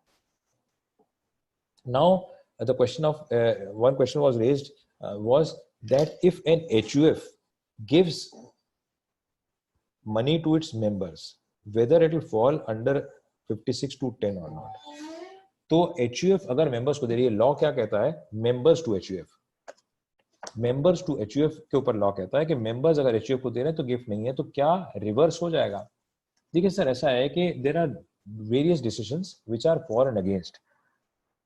मेरा एक इंटरप्रिटेशन थोड़ा सा डिफरेंट है, मेरे हिसाब से ये हो जाएगा बिकॉज इंडिपेंडेंट, जैसे अभी कई इवन उसके भी आए थे सेक्शन, डीम डिविडेंड के चक्कर में भी सेक्शंस आए थे और आर भी आए थे कि या 56(2)(10) के, सॉरी 56(2)(7) भी और 10 में भी आए थे कि अगर शेयर होल्डर एक दूसरे को दे रहा है और रिलेटिव्स हैं तो क्या पोजीशन आएगी? देखिए, पहली बात तो ये है जो जजमेंट्स होल्ड किया कि एचयूएफ में जो एचयूएफ अगर दे रहा है, पहली बात एक let us come to this, पहली बात तो एचयूएफ गिफ्ट दे नहीं सकता अगर उस एंगल से चलें तो। HUF cannot give a gift to any of its partners because otherwise it will be deemed to a partial partition normally. But yes, in circumstances for the welfare of the persons, the law provides that HUF can give certain sums for the welfare or for the benefit of any of its co-partners or members for the living of the members that can be given as a gift for studying and etc. तो which means हम मान के चल रहे हैं कि HUF gift दे रहा है और वो गिफ्ट as permissible है. It is not deemed to be a partial partition. First, now I would say that it should not be taxable because of course there are certain Rajkot tribunal, Allahabad tribunal, Ahmedabad tribunal कई tribunal हैं जो कहते हैं taxable नहीं होनी चाहिए. दूसरा एक और कारण है जो मैं कहता हूँ because सारे अगर वो जिसको HUF दे रहा है तो वो HUF के members भी आपस में relative हैं, तो primarily because अगर साथ हो गए हैं तो हम रिलेटिव नहीं रहेंगे और हम अकेले अकेले तो रिलेटिव. अब फॉर एग्जांपल अगर बाप बेटे को दे रहा है तो रिलेटिव नहीं आएगा, पर बाप और माँ और एक और भाई बेटे को दे रहे हैं तो आ जाएगा. तो technically speaking because can a relative और can a combination of relative override the provision of a relative because HUF is a combination of relatives and therefore can combination of relatives override this. एक तो ये. दूसरा एक जो मेरा interpretation है, again ये मैंने लोगों से एक दो लोग हैं जरूर जो मेरे से कंकर करते हैं और मैंने पढ़े भी हैं, बट लोग ज्यादातर कंकर नहीं करते हैं और मैं अगेन इट्स एन एब्सर्ड थोड़ा सा वो है, बट मेरे मानना ये है कि रिलेटिव जो डेफिनेशन है वो टू वे होना चाहिए. विच मीन्स अगर एक्ट में प्रोस्क्राइब, ऑल्दो एक्ट साइलेंट है इसके बारे में और जजमेंट्स ने भी कहीं डिस्कस नहीं किया, बट मेरे हिसाब से अगर एक्ट में डिस्क्राइब किया हुआ कि एक्स बी का ए बी का रिलेटिव है, ए सी का रिलेटिव है, तो ऑटोमेटिकली ये भी इंप्लाई होना चाहिए कि सी ए का रिलेटिव है. बिकॉज ये क्या हो सकता है कि बाप बेटे का तो रिलेटिव है पर बेटा बाप का रिलेटिव नहीं है. How can law be that because a father can be a relative of his son, या भतीजा चाचा का रिलेटिव हो सकता है बट चाचा भतीजे का रिलेटिव नहीं है. So how can a law be on a not read conversely? Relative is a person जिसमें meant है, because मैं again I always argue that जो word defined है relative का उसमें I'll read through the word because to my mind it should have a two-way process. How can a relative be one way? कि साहब नहीं मैं आपका relative हूँ आप मेरे relative नहीं है. देखिए relative लिखा है from any relative और relative defined है. For the purpose of this clause, relative means spouse. तो relative means spouse of the individual. और लिखा है any sum of money exceeding this is provided this clause shall not apply for some money received from any relative. और तो अब question आता है कि relative means, अब relative means so and so, of course means is and you at times आप general college में देखेंगे तो मीन्स को इलेबोरेट भी किया है. Means does not means only means can be elaborated word. It can be interpretation में strict interpretation भी जा सकते हैं, लिबरल भी जा सकते हैं, बट मैं फिर आई स्टिल होल्ड. एंड एक दो मैंने शायद मेरे ख्याल से पदम चंद खींचा अगर दो चार मैंने भी सुने भी हैं लोगों के. So they also say that why how can it be possible कि रिलेटिव बोथ वे. तो I can argue both ways. Of course to my mind HUF अगर इंडिविजुअल को दे रहा है गिफ्ट तो उसमें प्रॉब्लम नहीं होनी चाहिए. जजमेंट्स भी हैं, कंपोजिट भी है और अगेन ये थर्ड पार्ट भी है. तो for to that and I think one that is one question which I have answered. The other question of course is 222E. we'll come to that. Double S T में एक ध्यान रखिएगा दोस्तों कि एक हम लोग जो रिपोर्ट नहीं कर रहे हैं, हमें अगर एक बिल्डर का केस मतलब ऑडिट रिपोर्ट कर रहे हैं तो ये ध्यान रखिएगा बिल्डर के केस में जो भी हमें बिल्डर में किसी भी पार्टियों से पैसा मिल रहा है, यानी अगर हमारा फ्लैट ओनर है, अगर फ्लैट ओनर जो भी पैसा देता है मुझे रिपोर्ट करना है. मतलब अब ये लोन और डिपॉजिट तक सीमित नहीं है, अदर सम तक सीमित है. देयरफॉर अगर कोई फ्लैट ओनर मुझे बार बार पैसा देता जा रहा है तो फ्लैट ओनर से 20,000 से ऊपर पेमेंट होगा. अब फ्लैट ओनर के पेमेंट भी, यानी अगर मेरे 100 फ्लैट बिक रहे हैं तो मेरी जो टैक्स ऑडिट रिपोर्ट है उसमें 100 नाम आएंगे ही आएंगे. अनसिक्योर्ड लोन भूल जाइए, डिपॉजिट भूल जाइए, फ्लैट ओनर जो भी है उनके भी सारे नाम आएंगे. तो ध्यान रखिएगा उनकी जो भी हमारे को एग्रीगेट अमाउंट मिल रहा है वो हमारे को रिपोर्ट करना अनिवार्य है, क्योंकि उसमें भी अगर चेक कैश से पेमेंट आ रहा है तो वो 277SS में फंस जाएगा. तो ये ध्यान रखिएगा बिल्डर्स के केस में हम लोग जनरली मैंने देखा है लोग रिपोर्ट नहीं कर रहे हैं. ST of course I will not go, it's a big issue. ST there are a lot of issues in this. एक खाली मैं इसमें ST के सब केस स्टडीज हैं. 269 एक चीज ध्यान रखिएगा, इंपॉर्टेंट है बहुत. 269SS और 269D में एक फर्क है। 269SS में लिखा है receive by through an account pay check, और 269T में लिखा है in the name of the पेई। ये डिफरेंस ये है, विच मीन्स दैट टुडे, आज अगर रितेश जी हैं, रितेश जी को रचित जी, अगर रचित जी ने मुझे चेक दिया अकाउंट पे ही और रचित जी ने कहा कि रितेश जी के खाते को आप क्रेडिट कर लीजिए, तो मैं 269SS में नहीं पड़ा, क्योंकि 269SS में अकाउंट पे चेक से पेमेंट रिसीव हुआ, हाँ हुआ है। अब ये कहीं नहीं लिखा फ्रॉम द पे, बट आज जब मैं पे करूंगा तो मुझे रितेश जी को ही पे करना पड़ेगा, बिकॉज लिखा है in the name of the payee word. 269T specifically word mention करता है in the name of the payee, तो क्योंकि 269T में in the name of the payee और 269SS में नहीं है और 40A3 में भी नहीं है, तो इसलिए वहां पे क्रॉस चेक्स आ सकते हैं, इसमें जरूर इसमें नहीं है। बट एक चीज और ध्यान रखिएगा, कोई सवाल है कि अभी एक कल सवाल था वहां पे भिलाई में, उन्होंने पूछा था कि 269ST में अगर हम ट्रांसफर एंट्रीज करेंगे तो क्या कवर हो जाएंगी? हाँ, अगर आप ट्रांसफर एंट्रीज करेंगे एक अकाउंट को डेबिट दूसरे को डेबिट को, तो भी आपको 269ST में रिपोर्ट करना पड़ेगा, SS में, ST में, सब में रिपोर्ट करना पड़ेगा। Transfer entries are deemed to be entries which are otherwise than by an account pay cheque. Now this is important, ये एक्चुअली हम लोग, मैं आपको ये इसमें आना चाह रहा था, जो हम लोग अगेन लास्ट टाइम मैंने डिस्कस नहीं किया था, बट बहुत इंपॉर्टेंट है। हम लोग ये देखते नहीं है साहब, मतलब with all due apologies. Partnership firm क्या कहती है कि अगर कॉन्स्टिट्यूशन में कोई चेंज हो गया और कैरी फॉरवर्ड लॉस अगर है, तो अगर जितना पार्टनर पर शेयर हट रहा है उसका कैरी फॉरवर्ड लॉस डिसअलाउ हो जाएगा। एग्जाम्पल, पिछले साल 100 रुपए का लॉस मेरा कैरी फॉरवर्ड हो रहा था और मेरा एक 25% का पार्टनर हट गया इस साल में, तो मेरे को 75% ही 75 रुपए ही लॉस कैरी फॉरवर्ड मिलेगा, बाकी नहीं मिलेगा, जो कि मैं नॉर्मली नहीं करता हूँ। मैं एज इट इज पुरानी रिटर्न से लॉस लेके कैरी फॉरवर्ड लेके उसका बेनिफिट लेता रहता हूँ और मैं उसमें नहीं जाता, तो ये ध्यान रखिएगा।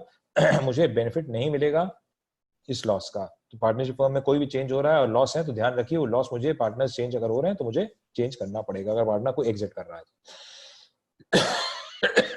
सिमिलरली कंपनी, सेक्शन 79 हम लोग नहीं देखते। देखिए सेक्शन 79 बड़ा इंपॉर्टेंट है। Brought forward losses shall be allowable during the previous year. Only 51% shares held by the beneficiary are common to 51% shareholding on the last day of the year in which loss was incurred. हमें क्या compare करना है? जिस साल का मैं loss carry forward कर रहा हूं उस साल का और आज का 50% कंपेयर करना है, लास्ट ईयर से नहीं करना है। एग्जांपल देखिए, अब मैंने केस स्टडी में देखा है लॉस 12-13 का है, 25, 30, 45। अब मेरे को अगर 16-17 में प्रॉफिट आ रहा है मेरे को, अब 16 प्रॉफिट आ रहा है तो मुझे कैरी फॉरवर्ड 8 साल का मिलता है, पर 25, 30, 45 मेरा अगर इस साल में 50% कोई नहीं आ रहा, 51%, सॉरी 45 और 50 यहाँ पे आ रहा है, तो इस साल का लॉस मुझे नहीं मिलेगा।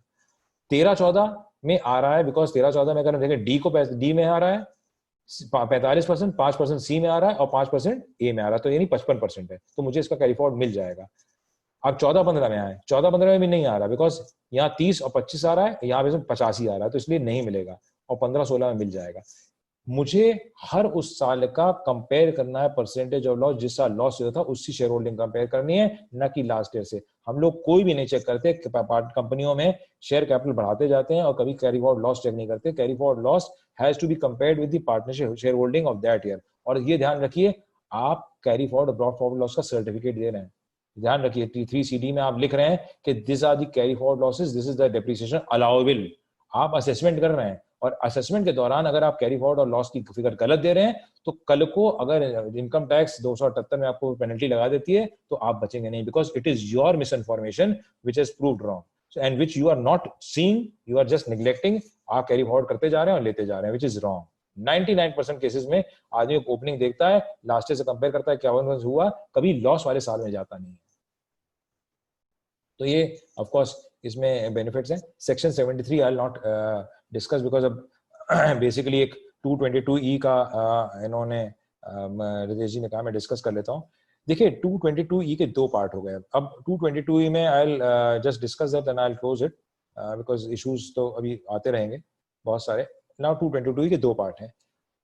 अब 222E में हमें दो जगह आना है, एक आता है 115O DDT सेक्शन 15O, मुझे दो जगह total amount of distributed profits. Question ये आ रहा है कि अब मुझे 222E का पहले डिडक्शन 222E में रेसिपिएंट पे आता था। 222E के बहुत अपने आप में बहुत बड़ा टॉपिक है, मतलब आप बिकॉज उसमें इतने ज्यादा इश्यूज हैं। पहली बात तो समझ के चलिए 222 में दो पार्ट्स हैं, 10%, 20% और जो शेयर होल्डर उसी को लगेगा, कंपनी पे नहीं लगेगा, कंसर्न पे नहीं लगेगा। अब हम रिपोर्टिंग के हिसाब से मैं प्योरली चल रहा हूँ सिर्फ टैक्स ऑडिट के, बिकॉज 222 में अदरवाइज आधा घंटा भर लग जाएगा। खाली रिपोर्टिंग एंगल से लें तो 115O में क्या उस कंपनी में 222E में रिपोर्ट डिस्ट्रीब्यूटेड प्रॉफिट्स में टैक्स आना चाहिए कि नहीं आना चाहिए? अगर in case of investigation details of DDT details to be given, amount of distributed profits, अब total amount of distributed profits में 222 लग रहा है कि नहीं लग रहा है, एक तो हमें यहाँ वेरीफाई करना है इस केस में। तो ये हमें वेरिफिकेशन देना है कि क्या डिस्ट्रीब्यूटेड प्रॉफिट 222 लग रहा है कि नहीं लग रहा। Again there are lot of case laws, we have to go in that. एक तो इस जगह आ गया, दूसरा कहाँ आ गया, डीम्ड डिविडेंड 36A में ये कहता है whether SSE has received any amount in nature of dividend as referred to in 222E, will have to check whether DT has been deducted। अब नाउ क्वेश्चन है, इसमें हमें खाली ये चेक करना है कि क्या अब इस साल में क्या DDT डिडक्ट हुआ है कि नहीं हुआ। इसमें हमें और ज्यादा कुछ नहीं करना, बिकॉज अब पहले ओनर्स क्या था, रेसिपिएंट के ऊपर था इनकम में दिखाना, अब ओनर शिफ्ट हो गया है पेयर के ऊपर। अब पेयर ने अगर DDT काटा है तो मुझे 222E में दिखाना है, अगर नहीं काटा है तो वो जब वो डिविडेंड वही नहीं मान रहा है तो मैं रेसिपिएंट कैसे मानूंगा। तो मैं सिर्फ ये लिख सकता हूं कि because the pair, the person who is पे, आई एम द पेई, अगर pair has not deducted 115O, he does not think any advance given to me is an advance which is in nature of covered in 222E, therefore I am not taking as a deemed dividend, because जब tax liability as such उसको deduct करना था उसने नहीं किया है, advance में नहीं आ रहा, तो I can give a disclaimer के साथ। अब क्योंकि पहले में 222 मेरे ऊपर लायबिलिटी होती थी, इन्होंने यहाँ अमेंड नहीं किया, एक्ट में अमेंड हो गया, अमेंड में अब हो गया पेयर को देना। So therefore to that extent there is a dichotomy, we can clearly say अगर 115O में नहीं कटा, पर वहां मुझे देखना है 115O में कटा कि नहीं कटा, अगर 115O में कटा है तो मुझे यहाँ पे देना पड़ेगा। So that is what 222E is about. I think cost audit मैंने डिस्कस कर ही लिया था पिछली बार भी कि cost audit हम लोग देखते नहीं कहाँ अप्लाई करता है कहाँ नहीं करता, हम लोग आंख बंद करके करते रहते हैं, but I think we should take that into account. Friends, the issues are phenomenal, बहुत सारी चीजें हैं। I think but the time is already over and excess. So अगर कुछ स्पेसिफिक इश्यूज होंगे then we can consider that. I think अगर questions अगर कुछ हो तो ज़्यादा अच्छा रहेगा। I think I come back and I am grateful for everybody who has been here and who's been listening to all the three branches. I know I may have done some injustice to the Allahabad branch because as such Bareilly and Jhansi had already discussed on tax audit. I am sorry for that, but I don't know how this was repeated. So इसलिए I would I am just sorry। हाँ भैया 7:15 okay। So friends, now I stop my screen share and I am Divya ji and Ritesh ji and Rachit, all I am grateful to all of you, and of course हमारे बड़े पुराने मित्र हैं प्रदीप तिवारी जी बैठे हैं सामने, दिख रहे हैं। प्रदीप जी ठीक है, सब आनंद है? बहुत बढ़िया सर, बहुत बढ़िया। तो प्रदीप भैया हमारे बड़े बहुत अच्छे पुराने मित्रों में से हैं, तो इसलिए, और बाकी तो लोग जो भी हैं छिपे छिपे घूम रहे हैं, पता नहीं। आपको देख के सर और अच्छे हो जाते हैं। अच्छा नीतीश जी भी नजर आने लगे, चलिए bright and smart Nitish ji भी नजर आ गए, चलिए that's good, that's nice. So I had to rush through, boss, but there are lot of issues. In fact, I think 2, 3, 4 hours, because see, देखिए टैक्स ऑडिट एक ऐसा समस्या है कि टैक्स ऑडिट पूरी इनकम टैक्स कानून है, बिकॉज आज 56-10 भी रिपोर्ट करना है तो पूरे 1-2 घंटे उसमें डिस्कशन निकल जाएंगे, 56-9 1 घंटा उसमें निकल जाएगा, टैक्स खाली TDS के प्रोविजन करने 2 घंटे उसमें निकल जाएंगे, तो every provision is a composite provision. तो इनकम टैक्स एक्ट पूरी है टैक्स ऑडिट, तो इनकम टैक्स एक्ट पूरी डिस्कस करनी है, चैरिटेबल टैक्स को छोड़ दीजिए, बाकी इनकम और बिजनेस प्रोफेशन पूरी डिस्कस करनी है, तो इनकम बिजनेस प्रोफेशन और अदर सोर्सेज पूरी डिस्कस करनी है। तो जब पूरी डिस्कस करनी है तो एंडलेस है, मतलब हम लोग को टॉपिक वाइज चलना पड़ेगा, टैक्स ऑडिट में तो खाली बस रूटीन ही है। तो I am therefore unable to complete my presentation, but time forward कर दिया जाए। अरे कमल जी भी है, कमल जी नमस्कार। थैंक यू भैया। क्या हाल चाल? Yes, back to the organizers. Thank you. मुझे मालूम है कि ये एक ऐसा ग्रंथ है जिसको कोई भी आज तक पूरा समझ नहीं पाया। और जितना समझता है उतना उलझता है, तो इट्स बेटर, वो कहते हैं कभी कभी लर्निंग भी जो है, आइंस्टाइन ने कहा है कि the more you gain knowledge, the more you get confused. So but we love to get confused by you because आप उसे सुलझा भी देते हैं. Thank you, Priya. Now for the formal vote of thanks, I would like to request Divya ji for the formal vote of thanks. Thank you Rachit ji and thank you Rajiv sir. आपका बहुत ही wonderful deliberation रहा. इस बात का evidence ये है कि पूरे होल मीटिंग में 2 hours 10 minutes हो रहे और more than 200 पार्टिसिपेंट्स हमारे साथ जुड़े रहे, जो कि बहुत कम होता है. तो बहुत ही वंडरफुल डेलिब्रेशन था. सर रिक्वेस्ट मेंबर्स पार्टिसिपेंट्स, अगर किसी की कोई क्वेरी हो तो they can raise their queries. Anyone? Sir एक मेंबर पूछ रहे हैं कि जो 206E1H है, इसमें अगर 1 अक्टूबर से मतलब अमाउंट रिसीव हो, अगर उसमें हम ये सब कलेक्ट करना शुरू कर दें सेल के फिगर पे, तो क्या ये कॉम्प्लायंस हो सकता है एक्ट का प्रॉपर? नहीं, सेल की फिगर नहीं, रिसीव. देखिए रिसीव पेमेंट करना है तो हम ये खाली कह रहे हैं कि आपका मतलब क्या है कि मतलब बिल करना. देखिए आपको जमा तो करना नहीं है, आप जमा तो तब करना है जब आपको रिसीव हो रहा है. तो आप जमा करेंगे जब रिसीव हो रहा है. आप जमा पहले करना चाहें आप पहले कर सकते हैं, बट टेक्निकली आपको जमा बाद में करना है, इसलिए आप पहले करने में कोई आपको प्रॉब्लम नहीं है. लेकिन वो एक्सक्लूडिंग जीएसटी. इसका एक्सक्लूडिंग जीएसटी. एक्सक्लूडिंग नहीं, मैं तो एक्सक्लूडिंग मान ही रहा हूँ उसको.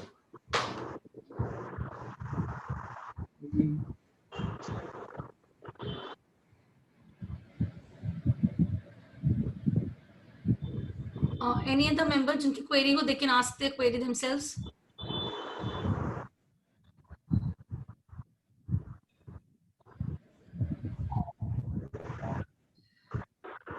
सब मेंबर्स की रिक्वेस्ट है आप अपना प्लीज पीपीटी शेयर कर. हाँ बेटा, I'll share it. I am sure. आप मेरे को दिव्या जी अपना मेरे को वो दे देना ईमेल आईडी आपको. हाँ जी. और मैं सब ब्रांचेस को भी सेंड कर दूंगी जो साथ में. हाँ बेटा, एब्सोल्युटली नो इश्यूज बिकॉज इसमें केस लॉ केस स्टडीज काफी हैं. और एक्चुअली क्या है कि अभी हम लोग ने again for the benefit of this, एक जैसे बाद में कानपुर में भी किया था, लखनऊ में वाराणसी किया था, एक सिर्फ कोविड के ऊपर हम लोगों ने केस स्टडीज बनाई थी कि कोविड का इम्पैक्ट क्या होगा, चाहे वो गोइंग कंसर्न के ऊपर हो, चाहे कोविड का इम्पैक्ट अकाउंटिंग के ऊपर हो, चाहे ऑडिटिंग के ऊपर हो, कि एएस कौन कौन से अप्लाई करेंगे और क्या क्या करेंगे. That was also interesting. तो वो ऐसा है ना कि आई थिंक बिकॉज अलग अलग आएंगे तो यू कैन हैव मतलब इस तरह के सेशंस आप रखो. बिकॉज क्या है कि इस समय ज्यादा इम्पैक्ट ये आएगा कि एनआरवी कहाँ लेनी है, कैसे एनआरवी लेनी है, पोस्ट बैलेंस शीट इवेंट्स कहाँ इफेक्ट करेंगे, पोस्ट बैलेंस शीट कहाँ इफेक्ट करेंगे. बिकॉज अकाउंटिंग के साथ साथ बिकॉज इस समय क्या है कि प्रोविजनिंग कितनी कर सकते हैं, प्रोविजनिंग कौन सी नहीं कर सकते हैं, क्या बैड डेट सेट हो सकते हैं, क्या प्रोविजन होगा, उसका इम्पैक्ट मैट में क्या होगा. There are lot of issues. तो वो एक ऐसा आ सकता है जहां you can have one sort of seminar where balance sheet जो अभी बन रही हैं, तो उसमें आप लोग कर सकते हो उसको. और किसी मेंबर की तो क्वेरी नहीं आई, तो क्योंकि आपका डेलिब्रेशन काफी अच्छा था, प्रेजेंटेशन में बहुत ही प्रैक्टिकली. नहीं, सब आंख सब बंद करके सो रहे थे. नहीं सर. और अगर किसी की फर्दर कोई क्वेरी होगी तो they can personally any time. I am always available बेटा, I am always available. Thank you so much, sir. Thanks a lot. And I'm also thankful to Manu sir, although he's not here, but he's the backbone of our core working, and he's always there for his support and guidance. And I'm also thankful to see Ritesh Agarwal ji, Chairman Bareilly branch, and Rachit Agarwal ji, Chairman Jhansi branch, for their cooperation so that we can successfully work as a team. And I'm also thankful to all the participants of this meet. And I'll try to share the PPT and the recording of this meeting as soon as possible, as all the members are requesting. So thank you all. Thank you so much, sir, for your precious time. Thank you, beta. Okay. अच्छा रितेश जी, नमस्कार. Okay, नमस्कार. अच्छा, okay.